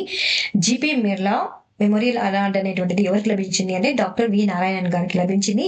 యునైటెడ్ నేషన్స్ పాపులేషన్ ఫండ్ అనేటువంటి అవార్డు ఎవరికి లభించింది అంటే వర్ష దేశపాండేకి లభించింది. చాలా ఇంపార్టెంట్ క్వశ్చన్స్ అండి ఇవి. ఇంకా కళింగరత్న అవార్డు అనేటువంటిది ఎవరికి లభించింది అంటే ధర్మేంద్ర ప్రధాన్ గారికి. United nations world summit of information WSIS అనేటువంటి అవార్డు ఎవరికి లభించింది అంటే మేరీ పంచాయత్ యాప్ కి లభించడం జరిగింది. యునైటెడ్ నేషన్స్ మండేలా అవార్డు అనేటువంటిది ఎవరికి లభించింది అంటే బ్రెండా రెనాల్డ్స్ మరియు కెనడీ ఒలిడే గారికి లభించడం జరిగింది. Which women's self help group from Karnataka won the UNDP equator prize 2025 for eco friendly farming and millet production. So ఈ సెల్ఫ్ హెల్ప్ గ్రూప్స్ కి, ఆ సెల్ఫ్ హెల్ప్ గ్రూప్ ఏ రాష్ట్రానికి సంబంధించింది అంటే కర్ణాటకకి సంబంధించింది. కర్ణాటక ధారవాడ ప్రాంతానికి సంబంధించినటువంటి ఎవరికి అంటే Bibi Fatima self help group కి ఏ అవార్డు లభించింది అంటే United nations development UNDP equator prize అనేటువంటిది అవార్డు అనేటువంటిది లభించింది. ఎందుకు గాను అంటే ఎకో ఫ్రెండ్లీ ఫార్మింగ్ మరియు మిల్లెట్ ప్రొడక్షన్ ప్రమోషన్ కొరకు. Who was awarded the most valuable player at అండర్-17 SAFF women championship 2025. Most valuable player అండర్-17 సాఫ్ ఉమెన్ ఛాంపియన్షిప్ ఎవరికి లభించింది అవార్డు అంటే అభిష్టా బాస్నెట్ కి. విచ్ స్టూడెంట్ డెవలపర్ ద, ఇచ్చి చెప్పుకున్నాం కదా ఇప్పుడే ఐడింగ్ కలర్స్ అనేటువంటి దానికి UK prestigious gold crest prestigious crest gold award ఎవరికి లభించింది అంటే ఆహాన్ రితేష్ ప్రజాపతికి. Which Indian state won the PATA gold award అనేటువంటిది ఏ రాష్ట్రానికి గాను లభించింది most engaging social media campaign లో భాగంగా అంటే కేరళ రాష్ట్రానికి లభించడం జరిగింది. What was India's total fertility rate in 2023 according to the sample registration survey statistical report. So ఈ పిఏబిలో న్యూస్ లో ఉంది 2023లో. సో ఈ డేటా అనేటువంటిది 2023కి సంబంధించింది, కానీ డేటా రిలీజ్ అనేటువంటిది సెప్టెంబర్లో జరగడం జరిగింది. అంటే సెప్టెంబర్ నెలలో ఈ డేటాను రిలీజ్ చేశారు కాబట్టి ఇది లేటెస్ట్ డేటా అండి. ఈ డేటాలో నుంచి క్వశ్చన్స్ అనేటువంటివి అడగడం జరుగుతుంది. సో లాస్ట్ టైం చాలా ఎగ్జామ్స్ లో ఈ టోటల్ ఫర్టిలిటీ రేట్ గురించి క్వశ్చన్స్ అనేటువంటివి అడిగారు. సో ఇంపార్టెంట్ ఇది. సో 2023లో శాంపుల్ రిజిస్ట్రేషన్ సర్వే గణాంక నివేదిక ప్రకారం భారతదేశం యొక్క మొత్తం ఫర్టిలిటీ రేటు ఎంత అంటే 1.9. సో ఎవరు దీన్ని నిర్వహించారు అంటే భారతదేశం యొక్క రిజిస్ట్రార్ జనరల్ మరియు జనగణ కమిషనర్ కార్యాలయం, అంటే ఓఆర్జీ అంటే office of the registrar general and census commissioner India నిర్వహించినటువంటి శాంపుల్ రిజిస్ట్రేషన్ సర్వే గణాంక నివేదిక ప్రకారం 2023లో మొత్తం fertility rate. So total fertility rate అంటే ఏంటి అంటే ఇది ఒక స్త్రీ తన పునరుత్పత్తి సంవత్సరాలలో అంటే ప్రొడక్టివ్ ఇయర్స్ లో జన్మనిచ్చేటువంటి పిల్లల సగటు సంఖ్యనే టోటల్ ఫర్టిలిటీ రేట్ అంటారు. సో ఇది ఎంతగా నమోదైంది అంటే 1.9 గా నమోదైంది. సో లాస్ట్ ఇయర్ ఎంత ఉండింది ఇది అంటే 2.1% అనేటువంటి ఉంది, కాబట్టి దానికన్నా ఇప్పుడు తక్కువగానే నమోదైంది. అంటే ప్రతి మహిళకు సగటున జన్మించే పిల్లల సంఖ్య అనేటువంటి తగ్గుతుంది. ఈ ఇది ఎక్కడ ఎక్కువగా ఉంది టోటల్ ఫర్టిలిటీ రేట్ అనేటువంటిది ఏ రాష్ట్రంలో ఎక్కువగా ఉంది అంటే బీహార్ ఎక్కువగా ఉంది. ఎందులో తక్కువగా ఉంది అంటే ఢిల్లీలో అత్యల్పంగా 1.2గా నమోదయ్యింది. సో ఇంకా ఇది రిపోర్ట్ అండి, ఇది శాంపుల్ రిజిస్ట్రేషన్ సర్వే యొక్క రిపోర్ట్ 2023కి సంబంధించింది, కానీ అడిగితే దీనిలో నుంచి అడిగారు ఎందుకంటే ఇది లేటెస్ట్ రిపోర్ట్ కాబట్టి 2025లో సెప్టెంబర్లో రిలీజ్ అయింది కాబట్టి. సో ఈ కీ హైలైట్స్ ఏంటి ఈ రిపోర్ట్ది అంటే ఫస్ట్ మనం ఇక్కడ దీని యొక్క అబ్రివేషన్స్ ఏంటో చూద్దాం. సో ఇన్ఫాంట్ మోర్టాలిటీ రేట్ అంటే ఏంటి అంటే ఇది ప్రతి 1000 సజీవ జనాలకు 1 సంవత్సరం కంటే తక్కువ వయస్సు గల ఉన్న శిశువుల మరణాల సంఖ్య. సో 1000 మెంబర్స్ కనుక 1000 మంది పిల్లలు కనుక 1000 మెంబర్స్ పిల్లలు కనుక అంటే బర్త్ అవుతాయి అంటే పుడితే 1000 మంది పిల్లలు పుడితే అందులో 1 year కన్నా తక్కువ వయసు గల పిల్లల యొక్క మరణాల సంఖ్యని ఇన్ఫాంట్ మోర్టాలిటీ రేట్ అని అంటారనమాట. అండర్ 5 మోర్టాలిటీ రేట్ అనేటువంటిది ఏంటి అంటే నవజాత శిశువు ఎన్ని ఇయర్స్ కన్నా తక్కువ అంటే 5 సంవత్సరాల కన్నా తక్కువ వచ్చేలోపు గనక నవజాత శిశువు 5 సంవత్సరాల వయసు వచ్చేలోపు చనిపోతే సంభావ్యత 1000 గనక ఉంటుందన్నమాట. 5 years లోపు మంది ఎంతమంది చనిపోతున్నారు అనేది క్యాలిక్యులేట్ చేస్తారు. ఇది సిడిఆర్ అంటే క్రూడ్ డెత్ రేట్ అనేటువంటిది 1 సంవత్సరం మధ్యలో ప్రతి 1000 మందికి మరణాల సంఖ్య అండి. ఇక్కడ 1000 అనేటువంటిది చాలా ఇంపార్టెంట్. అడిగితే ఎంత మందికి సమానంగా అడగచ్చు అనమాట, ఎంతమంది జన్మనిస్తే ఎంతమంది పుడితే అని అడగచ్చు కాబట్టి 1000 అనేటువంటిది ఇంపార్టెంట్ ఇక్కడ. సో సెక్స్ రేషియో కూడా ఇది కూడా ఒక జనాభా ప్రతి 1000 మందికి పురుషులకు ఉన్న స్త్రీల యొక్క సంఖ్యను సూచిస్తుంది. సో ఇప్పుడు మనం ఇక్కడ చూద్దాము ఇన్ఫాంట్ మోర్టాలిటీ రేట్ అనేటువంటిది 2023లో ఎంత నంబర్ గా ఉంది అంటే 25 గా ఉంది. సో ఇది 2022లో ఎంత నంబర్ ఉంది అంటే 26 ఉంది. అదేవిధంగా 2018లో ఎంత నంబర్ ఉంది అంటే 32 ఉంది. కాబట్టి ఇది తగ్గుతూ వస్తుంది అనమాట. ఈ హైయెస్ట్ ఎక్కడుంది ఈ ఇన్ఫాంటీ మోర్టాలిటీ రేట్ అనేటువంటిది అంటే ఛత్తీస్గఢ్ లో హైయెస్ట్ గా ఉందన్నమాట. ఛత్తీస్గఢ్, మధ్యప్రదేశ్ మరియు ఉత్తరప్రదేశ్ లో. అదేవిధంగా లోయెస్ట్ ఎక్కడుంది కేరళలో ఉంది. సో అండర్ 5 మోర్టాలిటీ రేట్ అనేటువంటిది డిక్లైన్ అయింది, 29 నంబర్ గా నమోదైంది 2023లో. అదేవిధంగా 2022లో అయితే 30 ఉన్నారనమాట. నెక్స్ట్ క్రూడ్ బర్త్ రేట్ అనేటువంటిది 18.4% ఉంది జాతీయ నేషనల్ లెవెల్లో 2023లో. హైయెస్ట్ గా ఎక్కడ ఉంది అంటే బీహార్ లో ఉంది, లోయెస్ట్ గా ఎక్కడ ఉంది అంటే తమిళనాడులో ఉంది. అదేవిధంగా క్రూడ్ డెత్ రేట్ అనేటువంటిది 6.4 ఉంది నేషనల్లీ 2023లో. హైయెస్ట్ ఇన్ ఛత్తీస్గఢ్ లో ఉంది, లోయెస్ట్ ఎక్కడ ఉంది అంటే ఢిల్లీలో ఉంది. అదేవిధంగా సెక్స్ రేషియో అట్ బర్త్ లో ఇంప్రూవ్ అయిందండి 917 out of 1000 అనమాట. ఏ ఇయర్ కి గాను అంటే 2021 నుంచి 2023 వరకు. సో 914 ఉంది ఎప్పుడు 2022లో. సో అది మీకు ముందేదైతే అవసరం లేదు, జస్ట్ 2023 డేటా మాత్రమే గుర్తుపెట్టుకోండి. So sex ratio at birth ఇప్పుడు ప్రస్తుతం 2023లో ఇలా ఉంది అంటే 9 917 గా ఉంది. హైయెస్ట్ ఎక్కడ ఉంది అంటే ఛత్తీస్గఢ్ లో ఉంది. లోయెస్ట్ ఎక్కడ ఉంది అంటే ఉత్తరాఖండ్ లో ఉంది.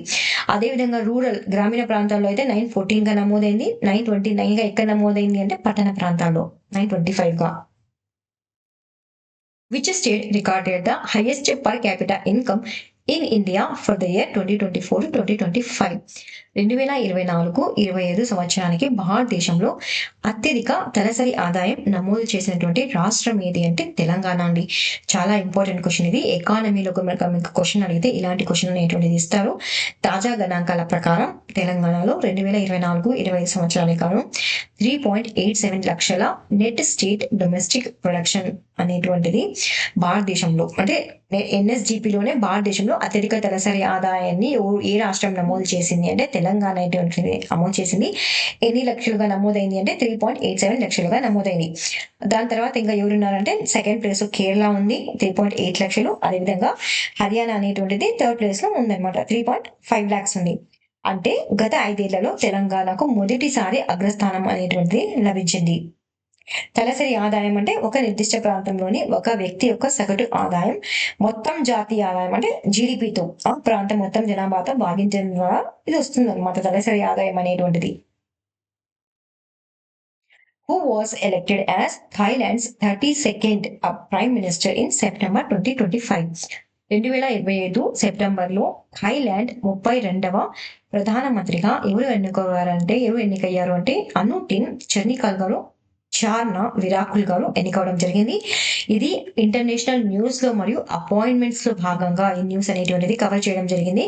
సో ఎవరు అతని పేరు ఏంటి అంటే అనుటిన్ చార్నా విరాకుల్. ఏ దేశానికి చెందినటువంటి పార్టీ నాయకుడు అంటే థాయిలాండ్ లోని భూమ్ చైథాయ్ పార్టీ నాయకుడు. థాయిలాండ్ 32వ ప్రధానమంత్రిగా ఎన్నికవడం జరిగింది. Who was re-elected as the president of Guyana for a second term in September 2025. 2025 సెప్టెంబర్లో గయానా అధ్యక్షుడిగా రెండవసారి ఎన్నికైనటువంటి వ్యక్తి ఎవరు అంటే సేమ్ అని ఇది కూడా అపాయింట్మెంట్స్ లో భాగంగా అదేవిధంగా ఇంటర్నేషనల్ న్యూస్ లో భాగంగా కవర్ చేయడం జరిగింది. అతని పేరు ఏంటి అంటే మొహమ్మద్ ఇర్ఫాన్ అలీ. సో సెప్టెంబర్ లో గయానా అధ్యక్షుడిగా కొనసాగుతున్నటువంటి Mohammed Irfan Ali People's Progressive Party సభ్యుడిగా సెప్టెంబర్ 1న 2025 జరిగినటువంటి సాధారణ ఎన్నికల్లో విజయం సాధించి రెండవ 5 ఏళ్ల పదవీ కాలానికి తిరిగి ఎన్నికవడం జరిగింది. సో ఇలాంటి క్వశ్చన్స్ అనేటువంటివి ముందు అడిగారు. సో ఇంపార్టెంట్ అని గుర్తుపెట్టుకోండి ఒకసారి. Who won the men's and women's singles title at the US Open 2025? US Open 2025 పురుషుల మరియు మహిళల సింగిల్స్ టైటిల్ ను ఎవరు గెలుచుకున్నారు అంటే కార్లోస్ అల్కరాజ్ మరియు పురుషుల విభాగంలో అదేవిధంగా ఆర్యానా సబాలంక అనేటువంటి మహిళల విభాగంలో గెలుపొందడం జరిగింది. 145వ యుఎస్ ఓపెన్ టెన్నిస్ ఛాంపియన్షిప్ లో ఎప్పటి నుంచి ఎప్పటికి జరిగింది ఇది అంటే ఆగస్ట్ 24 నుండి సెప్టెంబర్ 7 వరకు న్యూయార్క్ సిటీ యుఎస్ఏ లోని USTA Billie Jean King National Tennis Center లో నిర్వహించబడడం జరిగింది. ఇది సంవత్సరానికి 4వ మరియు చివరి గ్రాండ్ స్లామ్ టోర్నమెంట్. సో ఎవరు దీనిలో గెలుపొందారు అంటే స్పెయిన్ కి చెందినటువంటి కార్లోస్ ఆల్కరాజ్ మరియు స్పెయిన్ కి చెందినటువంటి కార్లోస్ ఆల్కరాజ్ అనే అతను ఇటలీకి చెందినటువంటి జానిక్ స్పిన్నర్ పై విజయం సాధించారు. ఎందులో అంటే పురుషుల సింగిల్స్ టైటిల్లో. అదే విధంగా బెలారూస్ కి చెందినటువంటి ఆర్యానా సబాలెంక యుఎస్ కి చెందినటువంటి అమాండా అనిసిమోవాపై విజయం సాధించి మహిళల సింగిల్స్ తో టైటిల్ గెలుచుకున్నారు. సో చాలా చాలా ఇంపార్టెంట్ క్వశ్చన్ అండి ఇది. ఎవరైనా కానీ ఆర్ఆర్బి ఎన్టీపీసీ అలాంటి ఎగ్జామ్స్ రాస్తుంటే ఈ క్వశ్చన్స్ అనేటువంటి చాలా ఇంపార్టెంట్. స్పోర్ట్స్ విభాగంలో వస్తుంది. So other state PSC exams లో కూడా ఈ వీటికి సంబంధించినటువంటి క్వశ్చన్స్ అనేటువంటివి అడిగారు. ఇక్కడ 4 గ్రాండ్ స్లామ్స్ అనేటువంటివి ప్రతి సంవత్సరంలో జరుగుతాయి అన్నమాట. కొన్నిసార్లు ఇవి క్రొనాలజికల్ ఆర్డర్ లో అరేంజ్ చేయండి అని కూడా అడిగారు. అంటే ఏది ఫస్ట్ జరుగుతుంది ఏది లాస్ట్ జరుగుతుంది అని. సో ఈ 4 గ్రాండ్ స్లామ్స్ లో ఫస్ట్ జరుగుతుంది అంటే ఆస్ట్రేలియా ఓపెన్ అనేటువంటిది జరుగుతుంది జనవరి మధ్యలో ఫ్రెంచ్ ఓపెన్ అనేటువంటి జరుగుతుంది. దీని ఇంకా ఏమంటారంటే రొనాల్డ్ గ్రాస్ అంటారు. ఇది ఎప్పటి నుంచి ఎప్పుడు జరుగుతుంది అంటే మే జూన్ మధ్యలో జరుగుతుంది. వింబుల్డన్ అనేటువంటిది జూన్ మరియు జూలై మధ్యలో జరుగుతుంది. వింబుల్డన్ ని యూకే ఓపెన్ అని కూడా అంటారు. లాస్ట్ లో ఏ జరుగుతుంది అంటే యుఎస్ ఓపెన్ అనేటువంటిది జరుగుతుంది ఆగస్ట్ మరియు సెప్టెంబర్ మధ్యలో. Who won the Formula 1 Italian Grand Prix 2025 and set a new world record for fastest completion? 2025 formula 1 Italian Grand Prix గెలుచుకొని అత్యంత వేగంగా పూర్తి చేసి కొత్త ప్రపంచ రికార్డును సృష్టించినటువంటి వ్యక్తి ఎవరు అంటే max వర్సాపన్.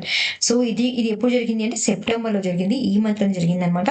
Belgian Dutch driver Max Verstappen Red Bull కి సంబంధించిన ఇటాలియన్ గ్రాండ్ ప్రిక్స్ ను ఎక్కడ జరిగింది ఇది అంటే ఇటలీలోని ఆటోడ్రోమో నాజియో నాలో మోంజా వద్ద గెలుచుకోవడం జరిగింది. ఇది ఇతనికి 2025 సీజన్ లో 3వ విజయం మరియు కెరియర్ లో 66వ విజయం.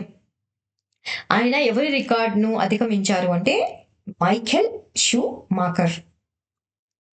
Which Indian city is said to host the country's first ever 5150 triathlon in January 2026? 2026 జనవరిలో భారతదేశపు మొట్టమొదటి 5150 ట్రయథలాన్ నిర్వహించనున్న భారతీయ నగరం ఏది అంటే చెన్నై అనేటువంటిది నిర్వహిస్తుందండి. చాలా ఇంపార్టెంట్ ఇది. ట్రయథలాన్ అంటే ఏంటంటే ఒక అథ్లెటిక్ అనేతను కాంటెస్ట్ చేశారన్నమాట. కాంటెస్ట్ చేయడం ఎందులో అంటే 3 డిఫరెంట్ ఈవెంట్స్ లో. ఏమిటి అంటే అవి 3 డిఫరెంట్ ఈవెంట్స్ అంటే స్విమ్మింగ్, సైక్లింగ్ మరియు లాంగ్ డిస్టెన్స్. సో ఈ మూడింటిని కలిసి కంటెస్టెంట్స్ చేస్తారు కాబట్టి దీన్ని ట్రయథలాన్ అని అంటారు. సో భారతదేశంలో ఫస్ట్ టైం ఈ ట్రయథలాన్ అనేటువంటిది జరుగుతుంది. ఆ భారతదేశం అనేది ఫస్ట్ టైం దీన్ని నిర్వహిస్తోంది. దీన్ని 5150 ట్రయథలాన్ ఏ భారతీయ నగరం దీన్ని నిర్వహించనుంది అంటే చెన్నై అనేటువంటి నిర్వహించనుంది. సో సెప్టెంబర్ లో ఈ మంత్ లోనే తమిళనాడు ఉప ముఖ్యమంత్రి ఉదయనిధి స్టాలిన్ భారతదేశపు మొట్టమొదటి 5150 ట్రయథలాన్ చెన్నైలో ప్రారంభించారు.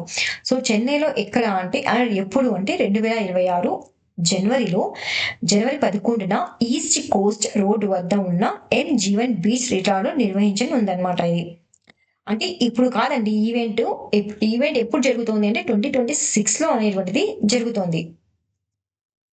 సో ఇది ఎవరి ఆధ్వర్యంలో జరుగుతుంది అంటే ఐరన్ మ్యాన్ ఇండియా ఆధ్వర్యంలో జరుగుతుంది. తమిళనాడు రాష్ట్ర ప్రభుత్వం ఈ కార్యక్రమానికి 3 కోట్లు అనేటువంటిది మంజూరు చేసింది. సో ఈ కార్యక్రమంతో భారతదేశం ఆసియాలోని 3వ దేశం మరియు ప్రపంచవ్యాప్తంగా 6వ దేశంగా ఈ elite ట్రయథలాన్ format నిర్వహించనుంది.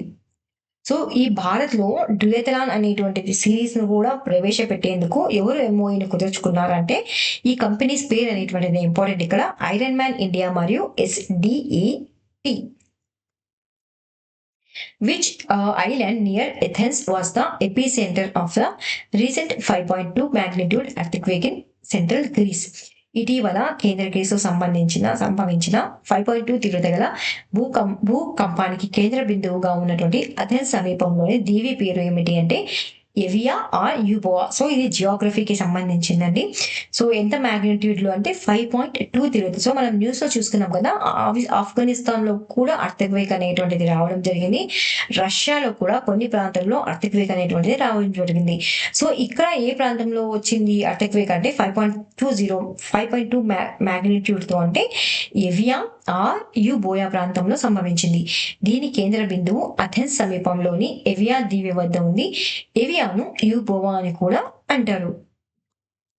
Which company launched the 11th ACTM ammunition cum torpedo cum missile barge for the Indian navy in September 2025. ఇది ఒక షిప్ అండి.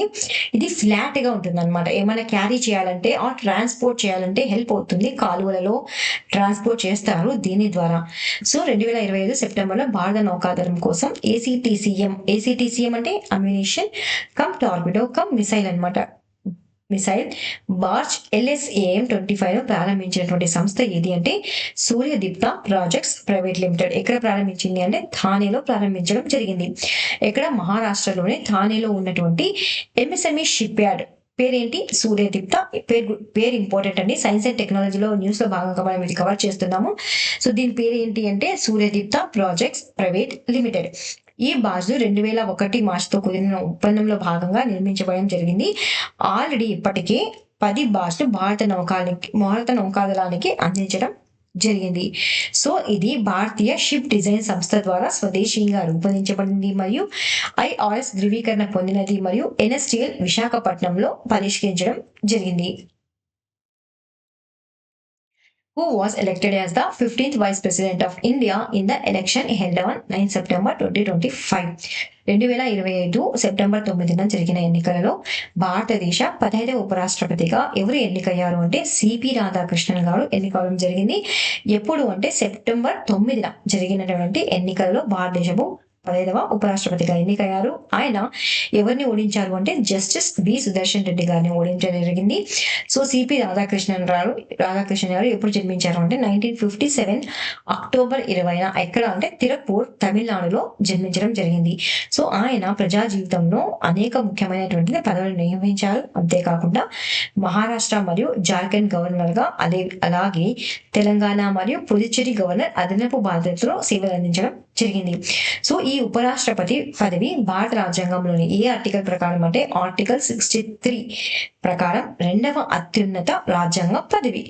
ఆయన రాజ్యసభకు ఎక్స్ అఫీషియో చైర్పర్సన్ గా వ్యవహరిస్తారు. ఏ ఆర్టికల్ ప్రకారం అంటే ఆర్టికల్ 64. ఆర్టికల్స్ చాలా ఇంపార్టెంట్ అండి. ఎగ్జామ్ లో కనుక ఆర్టికల్ 64 అనేటువంటి దేనికి సంబంధించింది అంటే రాజ్యసభకు ఎవరు ఎక్స్ అఫీషియో చైర్పర్సన్ గా వ్యవహరిస్తారనమాట. ఎవరు అంటే vice president of India. So article 64 మరియు రాష్ట్రపతి పదవి ఖాళీ అయినప్పుడు తాత్కాలిక రాష్ట్రపతిగా బాధ్యతలు చేపట్టారు. ఏ ఆర్టికల్ ప్రకారం అంటే article 65.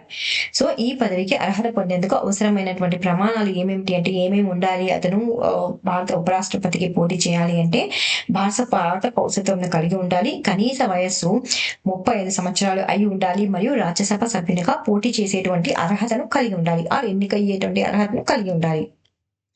Who resigned as the Prime Minister of Nepal on 9th September 2025 following violent anti-corruption protest. 2025 September 9న హింసాత్మక అవినీతి వ్యతిరేక నిరసనల అనంతరం నేపాల్ ప్రధాని పదవికి రాజీనామా చేసినటువంటి వ్యక్తి ఎవరు అంటే కేపీ శర్మ ఓలీ. ఎప్పుడు రిజైన్ చేశారు అంటే సెప్టెంబర్ 9న రిజైన్ చేశారు. ఎవరు ఇతను అంటే నేపాల్ యొక్క ప్రధాని కేపీ శర్మ ఓలీ రాజీనామా చేయడం జరిగింది. ఎందుకు రాజీనామా చేశారు అంటే జెడ్ కార్యకర్తల ఆధ్వర్యంలో దేశవ్యాప్తంగా జరిగినటువంటి అవినీతి వ్యతిరేక నిరసనలు తీవ్ర స్థాయికి చేయడం జరిగింది. సో ఎందుకు వీరు నిరసనలు చేశారంటే రాజకీయ నాయకులు మరియు వారి కుటుంబాలు అత్యధిక ఖర్చుతో కూడినటువంటి జీవన శైలి, బాధ్యతలు లేకపోవడం, నిరుద్యోగం వంటి సమస్యలపై ప్రజల్లో తీవ్ర అసంతృప్తి నెలకొంది కాబట్టి వీరు నిరసనను చేయడం జరిగింది. అంతేకాకుండా రాజీనామాకు ముందు రోజు 19 మంది నిరసనకారులు పోలీసుల కాల్పుల్లో మరణించడం జరిగింది.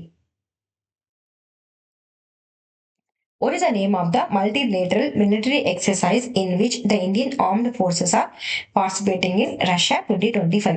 2025 భారత సాయుధ దళాలు రష్యాలో పాల్గొంటున్న బహుపక్షీయ సైనిక విన్యాసం పేరు ఏమిటి అంటే ఒకటి కంటే ఎక్కువ దేశాలు పాల్గొంటున్నాయి అన్నమాట. ఇందులో దాని పేరు ఏంటి అంటే జపాన్ 2025. అయితే ఈ విన్యాసాన్ని ఏ దేశం నిర్వహిస్తోంది అంటే రష్యా అనేటువంటిది నిర్వహించడం జరుగుతుంది. ఏ ప్రాంతంలో అంటే ములినో ట్రైనింగ్ గ్రౌండ్, ఏ ప్రాంతంలో అంటే నిజిని అనేటువంటి ప్రాంతంలో జరుగుతుంది. జపాన్ అంటే అర్థం ఏంటి రష్యన్ భాషలో అంటే పడమటి అని అర్థం. ఈ విన్యాసం బహుజాతీయ వాతావరణంలో అధిక తీవ్రత గల సాంప్రదాయ యుద్ధం మరియు ఉగ్రవాద వ్యతిరేక చర్యలను అనుకరిస్తుంది. సో మిలిటరీ ఎక్సర్సైజ్ అని 2025 లో న్యూస్ లో ఉన్నాయి. What was the name of Iran's naval exercise conducted after June 2025 conflict with Israel తో కాన్ఫ్లిక్ట్ తర్వాత ఇరాన్ కండక్ట్ చేసినటువంటి నావల్ ఎక్సర్సైజ్ పేరు ఏంటి అంటే sustainable power 1404. Which country is hosting Talisman Sabre 2025 military exercise and how many nations are participating? Talisman Sabre military exercise ఎవరు conduct చేస్తున్నారు అంటే Australia. 19 countries అనేటువంటిది అందులో పాల్గొంటున్నాయి. ఇది 11th edition. Where was the 12th edition of Sri Lanka India naval exercise అనేటువంటిది ఎక్కడ జరగడం జరిగింది? 12వ ఎడిషన్ అంటే స్లినెక్స్ అన్నమాట, కొలంబో శ్రీలంకలో. Which naval exercise marks the 32nd edition of India Singapore Maritime Cooperation Exercise అనేటువంటి జరిగింది కదా, దాని పేరు ఏంటి అంటే సిబెక్స్. వేరీస్ మిలిటరీ ఎక్సర్సైజ్ బోల్డ్ కురుక్షేత్ర 2025 అనేటువంటిది ఎక్కడ నిర్వహించబడింది అంటే జోధ్పూర్ లో. What is the name of the inaugural joint special forces exercise conducted between the Indian air force Garud commandos and the United states air force special forces in 2025. So India మరియు భారతదేశం మరియు US కి మధ్య జరిగినటువంటి ఏ ఫోర్స్ యొక్క విన్యాసం పేరు ఏంటి అంటే tiger claw or joint special forces exercise. What is the name of the India-Mongolia joint military exercise that conducted in Ulaanbaatar? ఉలాన్బతార్లో జరిగినటువంటి ఇండియా మంగోలియా యొక్క జాయింట్ మిలిటరీ ఎక్సర్సైజ్ పేరు ఏమిటి అంటే నొమాడిక్ ఎలిఫెంట్. ఇది 17th edition. Which country hosted the 19th edition of exercise bright star ను ఎవరు conduct చేశారు ఇటీవల 19th ఎడిషన్ ను అంటే ఈజిప్ట్ మరియు United states. What is the name of the traditional socio-religious festival celebrated by the Tiwa tribe of Assam to pray for a good Rabi harvest? Rabi పంట సీజన్లో మంచి దిగుబడి కోసం ప్రార్థనలు చేయడానికి అస్సాంలోని ఏ తెగ అండి తివా తెగ జరుపుకునేటువంటి సాంప్రదాయ సామాజిక మతపరమైనటువంటి పండుగ పేరు ఏమిటి అంటే లాంగ్ హోంగ్ పూజ. సో ఇది ఫెస్టివల్స్ లో భాగంగా భారతదేశానికి చెందినటువంటి ఫెస్టివల్స్ లో భాగంగా మనం ఇక్కడ డిస్కస్ చేస్తున్నాము. సో లాంగ్ పూజ అనేటువంటిది అస్సాంలోని తివా తెగకు జరుపుకునేటువంటి సాంప్రదాయ సామాజిక పదపరమైన పండుగ. సో ఈ ఫెస్టివల్స్ గురించి మనం జరిగినటువంటి హైకోర్టు ఎగ్జామ్ లో అడిగారండి. 2 నుంచి 3 క్వశ్చన్స్ అనేటువంటివి జరగడం జరిగింది. అడిగారు కాబట్టి ఇంపార్టెంట్ ఇవి. సో ఈ పేరు ఏంటి అంటే లకోంగ్ పూజ. ఏ రాష్ట్రంలో అంటే అస్సాం రాష్ట్రంలో. ఏ తెగ అంటే లాలుంగ్ తెగ ఆర్ తివా తెగ. ఏ సీజన్ లో జరుపుకుంటారు అంటే రబీ పంట సీజన్ లో జరుపుకుంటారు. ఎందుకు అంటే మంచి దిగుబడిల కోసం దేవతలకు ప్రార్థన చేయడం మరియు పూజలు చేయడం ఈ పండుగ యొక్క ముఖ్య ఉద్దేశం. సో ఇది ఒక సాంప్రదాయ సామాజిక మతపరమైనటువంటి పండుగ. ఈ సందర్భంగా ఫెస్టివల్ లో భాగంగా సంగీతం, నృత్యం మరియు ఇతర సాంస్కృతిక కార్యక్రమాలు అనేటువంటి నిర్వహించబడతాయి. ఇది వ్యవసాయ సాంప్రదాయాలను బలపరచడమే కాకుండా సామాజిక బంధాన్ని మరియు సాంస్కృతిక వారసత్వాన్ని కొనసాగించడంలో సహాయపడుతుంది. సో ఈ ఫెస్టివల్స్ అనేటువంటివి న్యూస్ లో ఉన్నాయి. సురు సమ్మర్ ఫెస్టివల్ అనేటువంటిది లదాఖ్ కి సంబంధించింది. అస్సాం అయితే అంబుబాచి, భోగాలి, బిహు, మిజోరాం చర్ festival, Nagaland Hornbill festival, Odisha Ghumura Rath Yatra, Nuakhai, Maharashtra అయితే లవాని, నకాట, కోలి గణేష్ ఉత్సవ్. సో ఇటీవల గణేష్ ఉత్సవ్ ను మహారాష్ట్ర అనేటువంటి రాష్ట్ర పండుగ అనౌన్స్ చేయడం జరిగింది. గుడి పడవ. వెస్ట్ బెంగాల్ అంటే దుర్గా పూజ, బీహార్ అంటే ఛత్ పూజ, రాజస్థాన్ అంటే గౌరీ ఫెస్టివల్, ఘుమర్, పంజాబ్ అంటే భాంగ్రా. సో ఇటీవల ఏ ట్రైబల్ ఫెస్ట్ ను ప్రధానమంత్రి నరేంద్ర మోదీ గారు విషెస్ ను తెలిపారు అంటే ఏ పండుగకు అంటే కర్మ పూజ అనమాట. ఈ కర్మ పూజ ఫెస్టివల్ ను మెయిన్ గా ఏ రాష్ట్రాల్లో జరుపుకుంటారు అంటే Jharkhand, Chhattisgarh, Odisha, Bihar, Madhya Pradesh, West Bengal and Assam. Which city ranked first in category 1? Population ఎంతకన్నా ఎక్కువ అంటే 10 lakh కన్నా ఎక్కువ, 10 లక్షల కన్నా ఎక్కువ పాపులేషన్ ఉన్న కేటగిరీలో అండర్ ద స్వచ్ఛ వాయు సర్వేక్షణ్ అవార్డులో ఫస్ట్ ర్యాంక్ అనేటువంటిది దేనికి లభించింది అంటే స్వచ్ఛ వాయు సర్వేక్షణ్ అవార్డ్ 2025 లో కేటగిరీ 1 అంటే జనాభా 10 లక్షల కంటే ఎక్కువ కేటగిరీలో ఎవరికి లభించింది అంటే ఇండోర్ కి లభించింది. ఇది పిఐబి న్యూస్ లో భాగంగా ఉంది. అదేవిధంగా అవార్డ్ సెక్షన్ లో కూడా వస్తుంది అనమాట. ఇవి ఏ అవార్డ్స్ అంటే స్వచ్ఛ వాయు సర్వేక్షణ్ అవార్డ్స్. సో ఏ మంత్రిత్వ శాఖ ప్రకటించింది అంటే పర్యావరణ, అటవీ మరియు వాతావరణ మంత్రిత్వ శాఖ దీన్ని ప్రకటించడం జరిగింది. ఏ మిషన్ కింద, ఏ ప్రోగ్రామ్ కింద అంటే నేషనల్ క్లీన్ ఎయిర్ ప్రోగ్రామ్ కింద గాలి నాణ్యత మెరుగుపరిచినటువంటి ఉత్తమ నగరాలను గుర్తించడానికి ఈ అవార్డ్స్ అనేటువంటివి ఇవ్వడం జరుగుతుంది. ఎన్ని నగరాలు ఈ సర్వేలో పాల్గొన్నాయి అంటే 130 నగరాలు పాల్గొన్నారు. సో జనాభా ఆధారంగా నగరాలను 3 కేటగిరీలుగా విభజిస్తారు. కేటగిరీ 1 లో అయితే జనాభా అనేటువంటిది 10 లక్షల కంటే ఎక్కువ ఉంటుంది. కేటగిరీ 2 లో అయితే జనాభా అనేటువంటిది 3 నుండి 10 లక్షల మధ్య ఉంటుంది. కేటగిరీ 3 లో జనాభా అనేటువంటిది 3 లక్షల కంటే తక్కువగా ఉంటుంది. సో టోటల్ అవార్డ్స్ అనేటువంటివి ఎన్ని సిటీస్ కి లభించాయి అంటే 11 బెస్ట్ పర్ఫార్మింగ్ సిటీస్ కి అవార్డ్ లభించడం జరిగింది. ఎన్ని సిటీస్ ని సర్వే చేశారు అంటే 130 అనమాట. సో కేటగిరీ 1 అనమాట. పాపులేషన్ అనేటువంటిది 10 లక్షల కన్నా ఎక్కువ జనాభా ఉన్నటువంటి నగరాల్లో ఏ రాష్ట్రం ఫస్ట్ ప్లేస్ వచ్చిందంటే Indore first rank, Jabalpur second rank, third rank అయితే ఆగ్రా మరియు సూరత్. కేటగిరీ 2 లో అయితే జనాభా అనేటువంటిది 3 నుండి 10 లక్షల మధ్య ఉన్నటువంటి నగరాలలో అయితే అమరావతి అనేటువంటి ఫస్ట్ ప్లేస్, ఝాన్సీ మరియు మొరాదాబాద్ సెకండ్ ప్లేస్, అల్వార్ అనేటువంటిది థర్డ్ ర్యాంక్ రావడం జరిగింది. కేటగిరీ 3 లో జనాభా అనేటువంటిది 3 లక్షల కన్నా తక్కువ ఉండే వాటిలో అయితే దివస్ అనమాట. దానికి ఫస్ట్ ప్లేస్ వచ్చింది. పర్వాను అనేటువంటిది సెకండ్ ర్యాంక్ వచ్చింది, అంగుల్కి థర్డ్ ర్యాంక్ వచ్చింది. సో ర్యాంకింగ్ క్రైటీరియా దేని ద్వారా ఇస్తారు, దేనిపై ఆధారపడి ఉంటుంది అంటే ఏ ఏ నగరం అయితే మంచిగా చూసుకుంటుంది, మంచిగా మేనేజ్ చేస్తుందో దేన్ని అంటే బయోమాస్ మరియు మున్సిపల్ సాలిడ్ వేస్ట్ బర్నింగ్ లో, రోడ్ డస్ట్ ను మేనేజ్ చేయడం, డస్ట్ ఫ్రమ్ కన్స్ట్రక్షన్ లో మరియు డిమాలిషన్ వేస్ట్ ను మేనేజ్ చేయడంలో, vehicular emission from industries, IEC activities, improvement in PM particular matter 10 concentration అన్నింటిలోనే ఎవరైతే బెస్ట్ మేనేజ్మెంట్ చూపిస్తుందో వారికి లభించడం జరిగింది. సో ఈ నేషనల్ క్లీన్ ఎయిర్ ప్రోగ్రామ్ అనేటువంటిది ఎవరు లాంచ్ చేశారంటే union ministry of environment, forest, climate change అనేటువంటిది లాంచ్ చేశారు. ఎప్పుడు అంటే 2019లో. దీని ఆబ్జెక్టివ్ ఏంటి అంటే ఎయిర్ క్వాలిటీని ఇంప్రూవ్ చేయడం. ఎన్ని సిటీస్ లో అంటే 131 సిటీస్ లో. టార్గెట్ ఏంటంటే to achieve the reduction of, ఏది రిడక్షన్ చేయడంలో అచీవ్ చేయడం అంటే పర్టికులర్ మాట 10 లెవెల్ను అప్ టు ఎంత పర్సెంట్ అంటే 40%ను. ఏ లెవెల్స్తో పోలిస్తే అంటే 2019 నుంచి 2020 లెవెల్కి పోల్చితే. దీని యొక్క ఇంప్లిమెంటేషన్ బాడీ ఎవరు దీన్ని అమలు చేస్తారంటే సెంట్రల్ పొల్యూషన్ కంట్రోల్ బోర్డ్ అనేటువంటిది జాతీయ లెవెల్లో దీన్ని ఇంప్లిమెంట్ చేయడం జరుగుతుంది. ఈ నేషనల్ క్లీన్ ఎయిర్ ప్రోగ్రామ్ కి సెపరేట్ గా ఒక పోర్టల్ ఉంది. ఏ పోర్టల్ పేరు ఏంటి అంటే ప్రాణ అంటే ఏంటి అంటే portal for regulation of air pollution in non attained cities.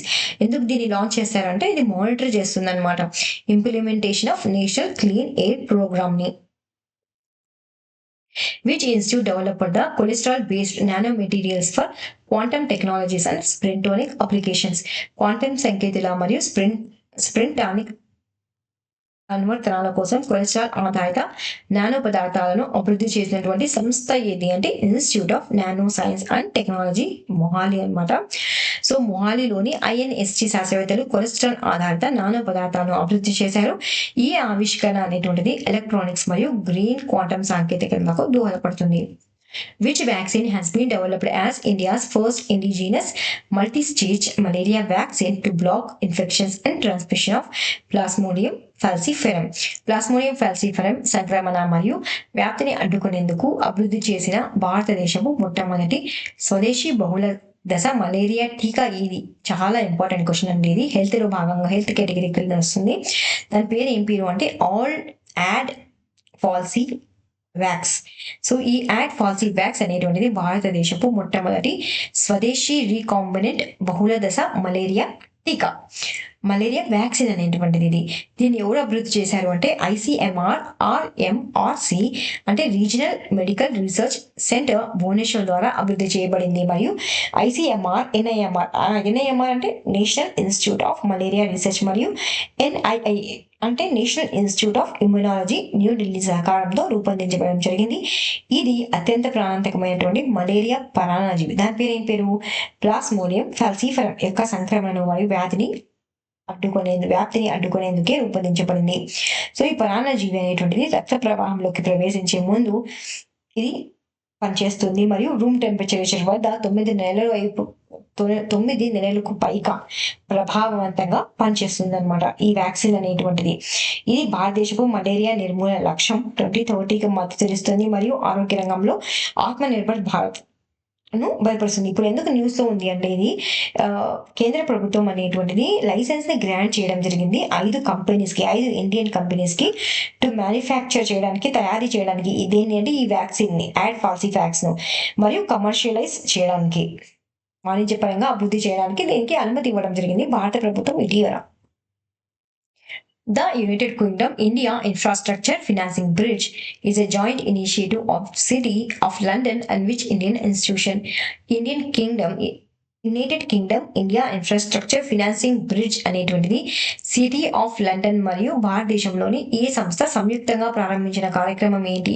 ఎవరు ప్రారంభించారు దీన్ని అంటే భారతదేశం తరఫున నీతి ఆయోగ్ అనేటువంటిది ప్రారంభించింది. ఎప్పుడు అంటే 2024 సెప్టెంబర్లో ప్రారంభించింది. ఇది సిటీ ఆఫ్ లండన్ మరియు నీతి ఆయోగ్ ఆధ్వర్యంలోని యూకే ఆర్థిక సంభాషణ కింద ఏర్పాటైంది. సో ఇది యునైటెడ్ కింగ్డమ్ యొక్క పెద్ద ప్రాజెక్టుల నిర్మాణ నైపుణ్యాన్ని ఉపయోగించి భారతదేశంలో స్థిరమైన మౌలిక సదుపాయాల పెట్టుబడులను ప్రోత్సహించడానికి లక్ష్యంగా పెట్టుకుంది. సో ఇది ప్రధానంగా సో ఇక్కడ ఇంపార్టెంట్ అండి. అలా కాకుండా ఈ United Kingdom India infrastructure facing bridge ను ఎవరితో ఏ 2 కంపెనీస్ కలిసి ప్రారంభించాయి సంయుక్తంగా అని వస్తే నీతి ఆయోగ్ అనేటువంటిది వస్తుంది అన్నమాట. నీతి ఆయోగ్ మరియు సిటీ ఆఫ్ లండన్ అనేటువంటిది వస్తుంది. ప్రధానంగా జాతీయ రహదారులు, ప్రాంతీయ ట్రాన్స్పోర్ట్ మరియు పునరుత్పాదక శక్తి ప్రాజెక్టులపై దృష్టిని సారిస్తుంది.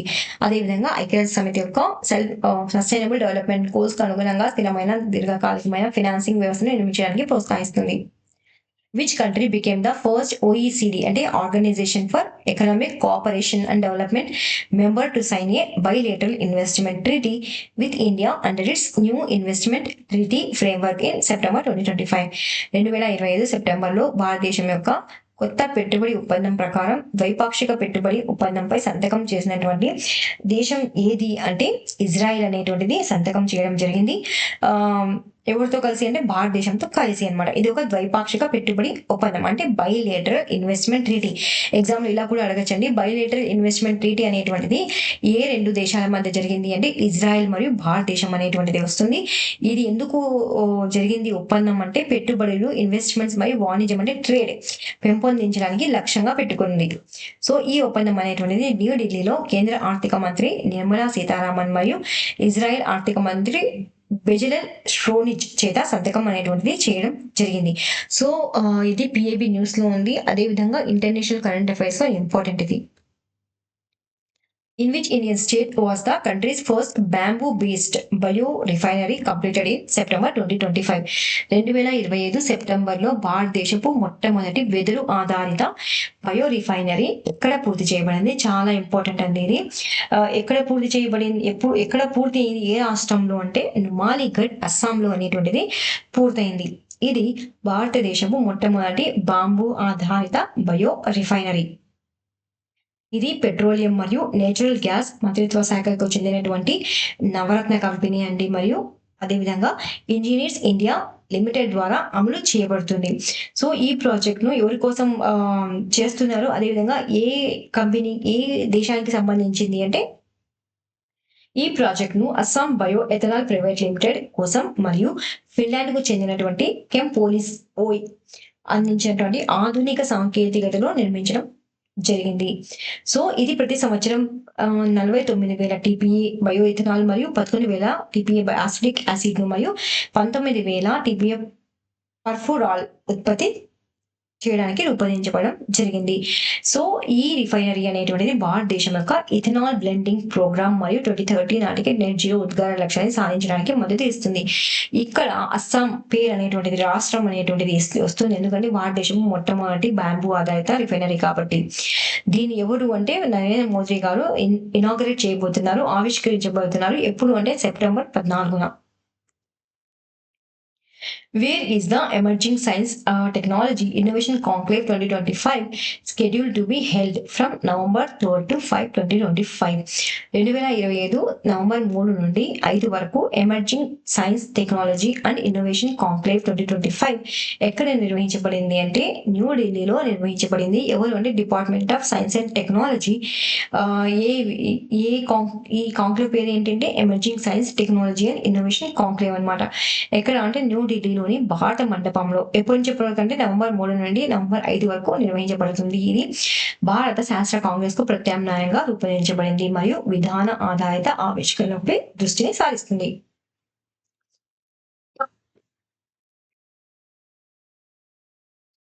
ఈ కార్యక్రమం యొక్క థీమ్ అనేటువంటిది ఇంపార్టెంట్ అండి. ఏంటి అంటే Viksit Bharat 2047 pioneering sustainable innovation, technological advancement and empowerment. In which Indian state is the Madhurwada Sewage System project being developed with IFC అంటే International Finance Corporation funding in September 2025? 2025 సెప్టెంబర్లో IFC నిధులతో అభివృద్ధి చేయబడుతున్న మధురవాడ సివరేజ్ సిస్టమ్ ప్రాజెక్టు ఏ భారత రాష్ట్రంలో ఉంది అంటే ఆంధ్రప్రదేశ్ అనేటువంటిది ఈ ప్రాజెక్ట్ ను ప్రారంభించబోతుంది. ఎవరి సహాయంతో అంటే వరల్డ్ బ్యాంక్ గ్రూప్ లో భాగమైనటువంటి ఇంటర్నేషనల్ ఫినాన్స్ కార్పొరేషన్ సహాయంతో విశాఖపట్నంలో మధురవాడ సివరేజ్ సిస్టమ్ ప్రాజెక్టు అభివృద్ధి అనేటువంటిది చేయబడుతుంది. ఎవరితో కలిసి అంటే గ్రేటర్ విశాఖపట్నం మున్సిపల్ కార్పొరేషన్ జీవీఎంసీతో కలిపి ఎన్ని నిధులను కేటాయించారు అంటే 498 కోట్ల నిధులను కేటాయించడం జరిగింది. ఈ ప్రాజెక్టు శానిటేషన్, మౌలిక సదుపాయాలు మరియు నగర స్థిరత్వం మెరుగుపరచడానికి లక్ష్యంగా పెట్టుకుంది. ఇది భారతదేశంలో సార్వభౌమ హామీ లేకుండా నేరుగా మున్సిపల్ ఫైనాన్సింగ్ ద్వారా లభించినటువంటి ఫస్ట్ ప్రాజెక్ట్ అనమాట. దీని ద్వారా అమలు చేయబడుతుంది అంటే రూపాయి ఆధారిత నాన్ కన్వర్టబుల్ డిబెంచర్స్ ద్వారా. దీని మొత్తం ప్రాజెక్ట్ యొక్క ఖర్చు ఎంత అంటే 553 కోట్లు. అంతేకాకుండా దీనికి ఈ ప్రాజెక్ట్ కు నిధులు ఎక్కడి నుంచి అందబడతాయంటే అమృత్ 2.0 మరియు గ్రేటర్ విశాఖపట్నం మున్సిపల్ కార్పొరేషన్ నుండి అదనపు నిధులు అనేటువంటిది ఈ ప్రాజెక్ట్ కు అందజేయడం జరుగుతుంది. Who launched the Group 5 satellites for the Geli constellation on September 9, 2025? 2025 September 9న Geely constellation group 5 ఉపగ్రహాలను ఎవరు ప్రయోగించారు? ఏ దేశం ప్రయోగించాలి అంటే చైనా అనేటువంటి ప్రయోగించడం జరిగింది. ఏ సంస్థ ద్వారా అంటే గీ స్పేస్ ద్వారా ప్రయోగించడం జరిగింది. సో ఈ గీ స్పేస్ అనేటువంటిది గీ టెక్నాలజీ గ్రూప్ కు చెందినటువంటి అనుబంధ సంస్థ. సో ఏ లాంచ్ సెంటర్ నుంచి దీన్ని ప్రయోగించింది అంటే తయూన్ శాటిలైట్ లాంచ్ సెంటర్ నుండి మరియు స్మార్ట్ డ్రాగన్ 3 రాకెట్ ద్వారా ప్రయోగించడం జరిగింది. సో చైనా అనేటువంటిది 2025 నాటికి మొత్తం ఎన్ని ఉపగ్రహాలను 75 ఉపగ్రహాలను ప్రయోగించి ప్రపంచవ్యాప్తంగా ఇంటర్నెట్ ఆఫ్ థింగ్స్, కమ్యూనికేషన్, శాస్త్రీయ పరిశోధన మరియు విపత్తు నిర్వహణ సేవలు అందించడమే లక్ష్యంగా పెట్టుకుంది. సో అదైతే సైన్స్ అండ్ టెక్నాలజీలో భాగంగా చదువుతాం. ఇదైతే ఎన్విరాన్మెంట్ భాగంలో ఈ న్యూస్ ని చూస్తున్నాం అనమాట. In which Indian state was the elusive Pallas cat recently photograph for the first time. ఇటీవల పల్లాస్ పిల్లిని ఫోటోగ్రాఫిక్ ఆధారంగా మొదటిసారి గుర్తించినటువంటి భారత రాష్ట్రం ఏది అంటే అరుణాచల్ ప్రదేశ్ అనేటువంటిది ఫస్ట్ టైం గుర్తించడం జరిగింది. ఎక్కడ దీన్ని గుర్తించారు అంటే అరుణాచల్ ప్రదేశ్ అని చెప్పుకున్నాం కదా, ఒక ఫోటోగ్రఫీ కాలంలో దీన్ని ఫోటోస్ తీయడం జరిగింది అనమాట. దాని పేరు ఏం పేరు? పలాస్ క్యాట్. ఈ జాతి అనేటువంటిది సాధారణంగా ఎక్కడ కనిపిస్తుంది అంటే మధ్య ఆసియాలో కనిపిస్తుంది. లైక్ మంగోలియా, చైనా, రష్యా మరియు ఇరాన్ వంటి దేశాల్లో కనిపిస్తుంది. అయితే అరుణాచల్ ప్రదేశ్ లో దీనిని కనుగొనడం దీని యొక్క ప్రతిని విస్తరించినట్లు తెలుస్తుంది. In September 2025, which Indian state government signed a letter of intent with Australia Deakin University to promote the AI-driven solutions? 2025 సెప్టెంబర్లో ఆస్ట్రేలియాలోని డీకెన్ విశ్వవిద్యాలయంలో AI ఆధారిత పరిష్కారాలను ప్రోత్సహించేందుకు ఉద్దేశపత్రం అంటే లెటర్ ఆఫ్ ఇంటెంట్ పై సంతకం చేసిన భారత రాష్ట్ర ప్రభుత్వం ఏది అంటే తెలంగాణ అనేటువంటిది సైన్ చేయడం జరిగింది. తెలంగాణ ప్రభుత్వానికి చెందిన సమాచార సాంకేతిక, ఎలక్ట్రానిక్స్ మరియు కమ్యూనికేషన్ శాఖ ఏ దేశంలోని యూనివర్సిటీ అంటే ఆస్ట్రేలియాలోని డీకిన్ యూనివర్సిటీ విశ్వవిద్యాలయంలో ఉద్దేశపత్రంపై సైన్ చేయడం జరిగింది. సో ఈ ఒప్పందం ద్వారా ఏంటి అంటే ఈ ఒప్పందం ద్వారా పాలన, ఆరోగ్యం, విద్య మరియు స్టార్టప్ రంగాల్లో AI ఆధారిత పరిష్కారాలను అభివృద్ధి చేయడం లక్ష్యంగా పెట్టుకుంది. ఈ డీకేన్ విశ్వవిద్యాలయం తెలంగాణలో AI సెంటర్ ఆఫ్ ఎక్సలెన్స్ స్థాపించి యువతకు ప్రామాణిక శిక్షణ మరియు మార్గదర్శనంను అందించనుంది. In September 2025, which Indian state announced the establishment of India's first quantum reference facility at Amravati Quantum Valley.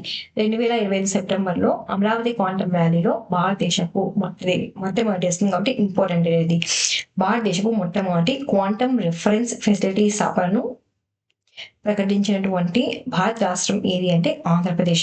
So ఇప్పుడు 2025 సెప్టెంబర్ ఈ మంత్ లో అనమాట ముఖ్యమంత్రి నారా చంద్రబాబు నాయుడు గారు నేతృత్వంలోని ఆంధ్రప్రదేశ్ ప్రభుత్వం ఏ వ్యాలీని అంటే అమరావతి క్వాంటమ్ వ్యాలీని ఎన్ని కోట్ల పెట్టుబడితో అంటే 40 కోట్ల పెట్టుబడితో భారతదేశపు మొట్టమొదటి క్వాంటమ్ రీసెర్చ్ ఫెసిలిటీని స్థాపించనున్నట్లు ప్రకటించింది.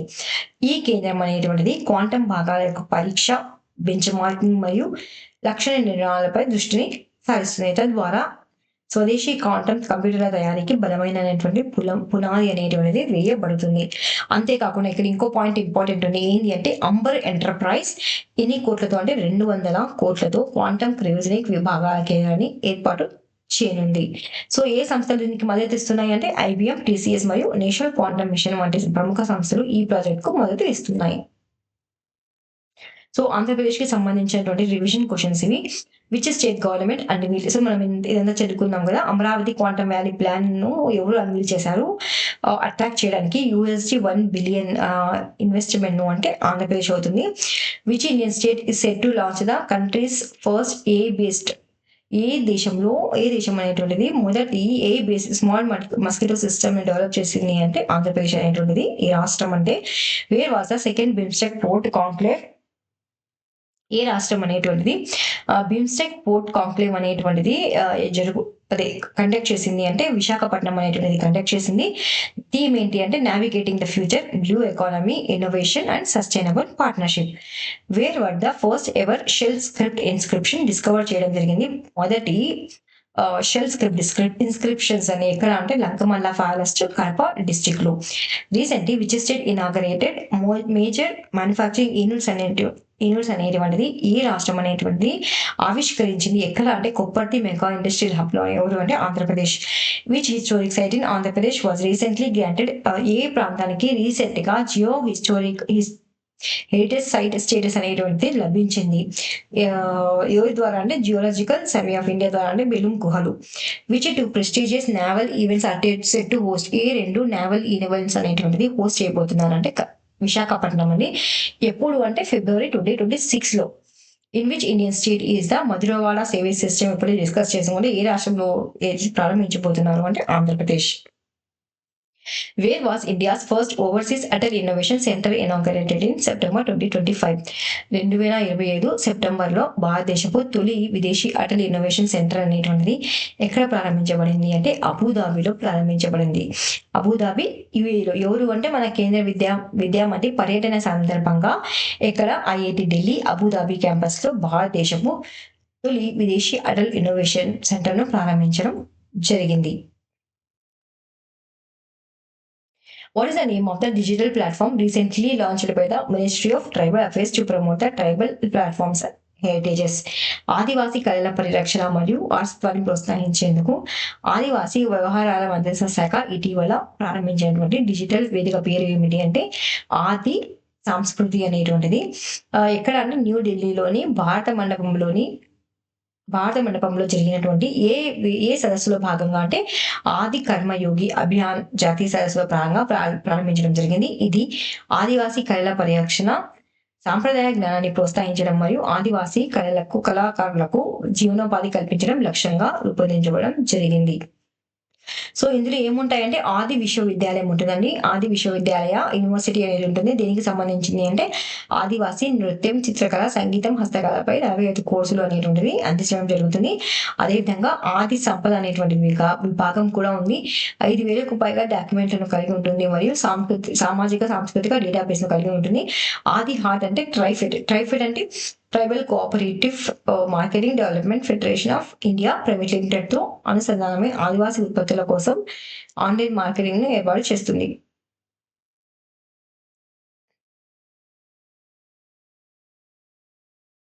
ఇక్కడ ఆది హర్ట్ అనేటువంటిది కూడా ఉంది. ఇది ట్రైఫెడ్ అనమాట. అంటే tribal cooperative marketing development federation of ఇండియాతో అనుసంధానమై ఆదివాసీల కోసం ఆన్లైన్ మార్కెట్ డెవలప్ చేస్తుంది. Next, in September 2025 which country signed an MOU with India for the construction of a new accident and emergency unit at the district general hospital in Mannar.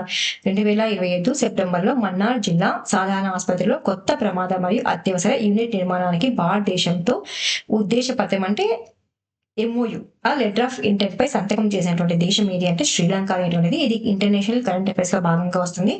ఏ 2 దేశాలు కలిసి అంటే శ్రీలంక మరియు భారతదేశం కలిసి ఏ యూనిట్ ను అంటే new accident మరియు ఎమర్జెన్సీ యూనిట్ ను ఏర్పాటు చేయడం జరిగిందనమాట. ఎక్కడ అంటే జనరల్ హాస్పిటల్ ఇన్ మన్నార్ లో. సో భారతదేశం అనేటువంటిది ఎంత గ్రాంట్ ఇవ్వబోతుంది శ్రీలంకకు అంటే 15.5 crores. Which organization signed its 100th technology transfer agreement with Hindustan Aeronautics Limited and HAL for the production of small satellite launch vehicles. Small satellite launch vehicles ఉత్పత్తి కోసం Hindustan aeronautics limited తో ఎన్నవది అంటే 100వ సాంకేతిక బదిలీ ఒప్పందంపై సంతకం చేసినటువంటి సంస్థ ఏది అంటే ఇస్రో అనమాట. యాక్చువల్ గా ఈ టెక్నాలజీ అనేటువంటి దాన్ని ఎవరు అభివృద్ధి చేశారు అంటే ఇస్రో అనేటువంటిది అభివృద్ధి చేసింది. కానీ దీనిని ఇప్పుడు ఎవరు అంటే లార్జ్ నంబర్స్ లో ఎవరు ఉత్పత్తి చేయబోతున్నారు అంటే HAL అనేటువంటిది. సో అందుకే ఈ టెక్నాలజీ ట్రాన్స్ఫర్ ను చేయడం జరిగింది HAL కు. సో అతి తక్కువ ఖర్చుతో వేగంగా ప్రయాణించగలిగే సామర్థ్యాన్ని కలిగి ఉన్నటువంటి చిన్న ఉపగ్రహాలు అనమాట. స్మాల్ శాటిలైట్ లాంచ్ వెహికల్స్ అంటే నానో, మైక్రో, మినీ ప్రయోగానికి అనుకూలంగా ఉంటాయన్నమాట. ఇందులో ఎన్ని స్టేజెస్ ఉంటాయంటే 3 సాలిడ్ ప్రపోల్సన్ స్టేజెస్ ఉంటాయి మరియు liquid based velocity timing module అనేటువంటిది ఉంటుంది టెర్మినల్ స్టేజ్ లో. దీన్ని డెవలప్ చేసామని చెప్పుకున్నాం కదా, ఇస్రో అనేటువంటిది డెవలప్ చేసింది. దీని యొక్క వెయిట్ ఎంత అంటే 120 టన్స్ లిఫ్ట్ చేయగలిగింది. ఇది పేలోడ్ కెపాసిటీ ఎంత అంటే 500 కేజీలు ఆఫ్ శాటిలైట్స్ ని ఇది పేలోడ్ కెపాసిటీ ఉంటుంది అనమాట. ఇంత ఆర్బిట్ ఎన్ని కిలోమీటర్ల ఆర్బిట్ లో అంటే 500 కిలోమీటర్ల ఆర్బిట్ లో ఇది సూటబుల్ అనమాట. దేనికి అంటే స్మాల్ శాటిలైట్స్ కి. సో ఆత్మ నిర్భర్లో భాగంగా హెచ్ఏఎల్ అనేటువంటిది మ్యానుఫ్యాక్చర్ నిర్మించబోతుంది ఈ స్మాల్ శాటిలైట్ వెహికల్స్ ని. Which country developed the enteromyx cancer vaccine that is now ready for the clinical use? ఇప్పుడు క్లినికల్ వినియోగానికి సిద్ధంగా ఉన్నటువంటి ఎంటెరోమిక్స్ క్యాన్సర్ వ్యాక్సిన్ అభివృద్ధి చేసినటువంటి దేశం ఏది అంటే రష్యా అనేటువంటిది చేసింది. దీని పేరు ఇంపార్టెంట్ అండి. ఏది అంటే ఒక క్యాన్సర్ వ్యాక్సిన్, దాని పేరు ఏంటి అంటే ఎంటెరోమిక్స్. సో ఎవరు అంటే రష్యా ఆరోగ్య మంత్రిత్వ శాఖ చెందినటువంటి national medical research radiology centre అభివృద్ధి చేయడం జరిగింది. ఇది ఏ టెక్నాలజీతో అంటే mRNA టెక్నాలజీ అంటే సాంకేతికతను ఉపయోగించి శరీరంలోని కణాలకు క్యాన్సర్ కణాలపై ఉన్నటువంటి ప్రత్యేక యాంటీజెన్లను గుర్తించేందుకు శిక్షణ ఇవ్వడం జరుగుతుంది.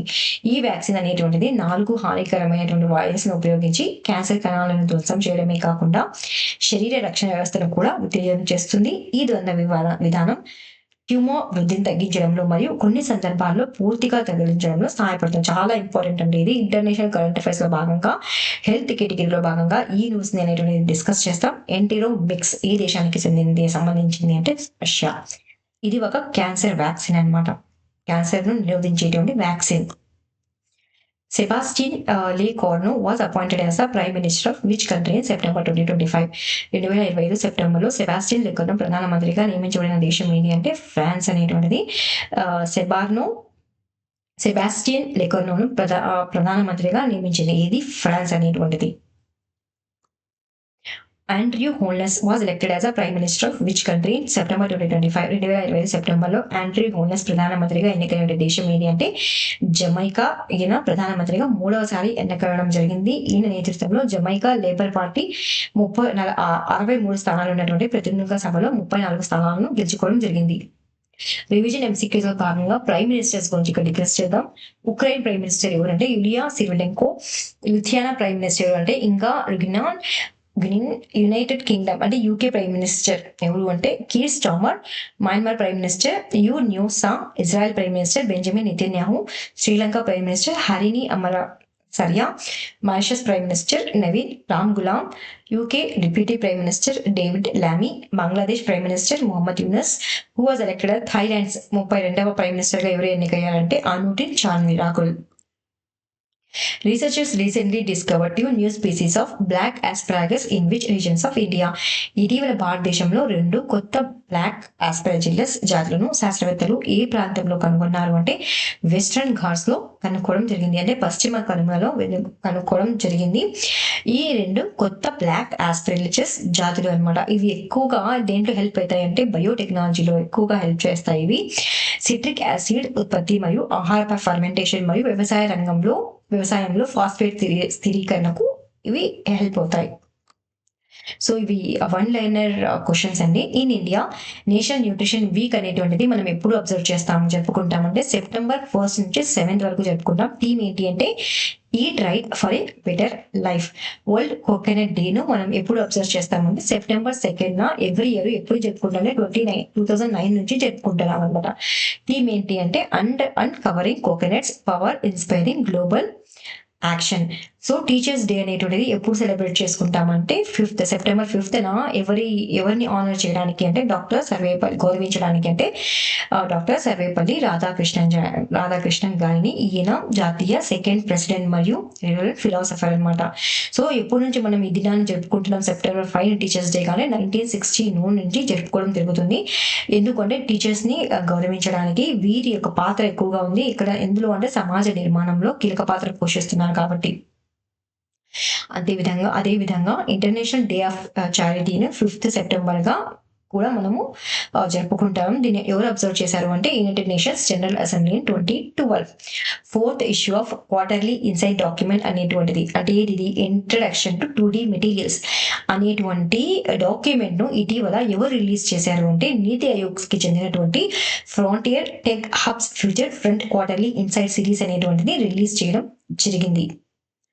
ఎవరితో సహాయం తీసుకుంది ఇది అంటే Indian institute of science Bengaluru. So awareness అనేటువంటిది కల్పించడం జరుగుతుంది. దేని గురించి అంటే 2D మెటీరియల్స్ గురించి. శిల్ప్ సమాగం మేళా అనేటువంటిది ఎక్కడ జరిగింది అంటే బెంగళూరులో జరిగింది. ఎవరు ఆర్గనైజ్ చేశారు దీన్ని అంటే ministry of social justice and empowerment అనేటువంటి మరియు గవర్నమెంట్ ఆఫ్ ఇండియా అంటే భారత ప్రభుత్వం అనమాట. ఇన్ కొలాబరేషన్ ఎవరితో కలిసి అంటే tulip the Mela will be held అనేటువంటి ఎప్పుడు జరుగుతుంది అంటే 5 నుంచి 14 వరకు సెప్టెంబర్ వరకు జరుగుతుంది. ఎక్కడ అంటే ఫ్రీడమ్ పార్క్ బెంగళూరులో. ఎవరికి హెల్ప్ చేయడానికి అంటే ఆర్టిషియన్స్ ఉంటారు కదా వాళ్ళని హెల్ప్ చేయడానికి లైవ్లీహుడ్ ప్రోగ్రామ్ అనమాట ఇది. ద వరల్డ్ హెల్త్ ఆర్గనైజేషన్ అంటే WHO most recent reports world mental health day మరియు మెంటల్ హెల్త్ అట్లాస్ 2024 హైలైట్ చేస్తుంది అనమాట. దేన్ని అంటే global burden on mental health condition. దీన్ని ఎవరు రిలీజ్ చేశారు? ఈ రిపోర్ట్ ను రిలీజ్ చేయడం జరిగింది. ఎప్పుడు అంటే 2025 లో రిలీజ్ చేయడం జరిగింది. ఈ రిపోర్ట్ లో ఏం చెప్పారంటే ఇది WHO కి సంబంధించిన రిపోర్ట్ అంటే ఏం చెప్పారంటే 1 బిలియన్ మంది జనాభా అనేటువంటిది వరల్డ్ వైడ్ ప్రపంచవ్యాప్తంగా మెంటల్ హెల్త్ కండిషన్ తో బాధపడుతున్నారని చెప్పడం జరిగింది. ఇవి అండి weekly current affairs. Please like, share and subscribe. Thank you so much for watching study with tricks.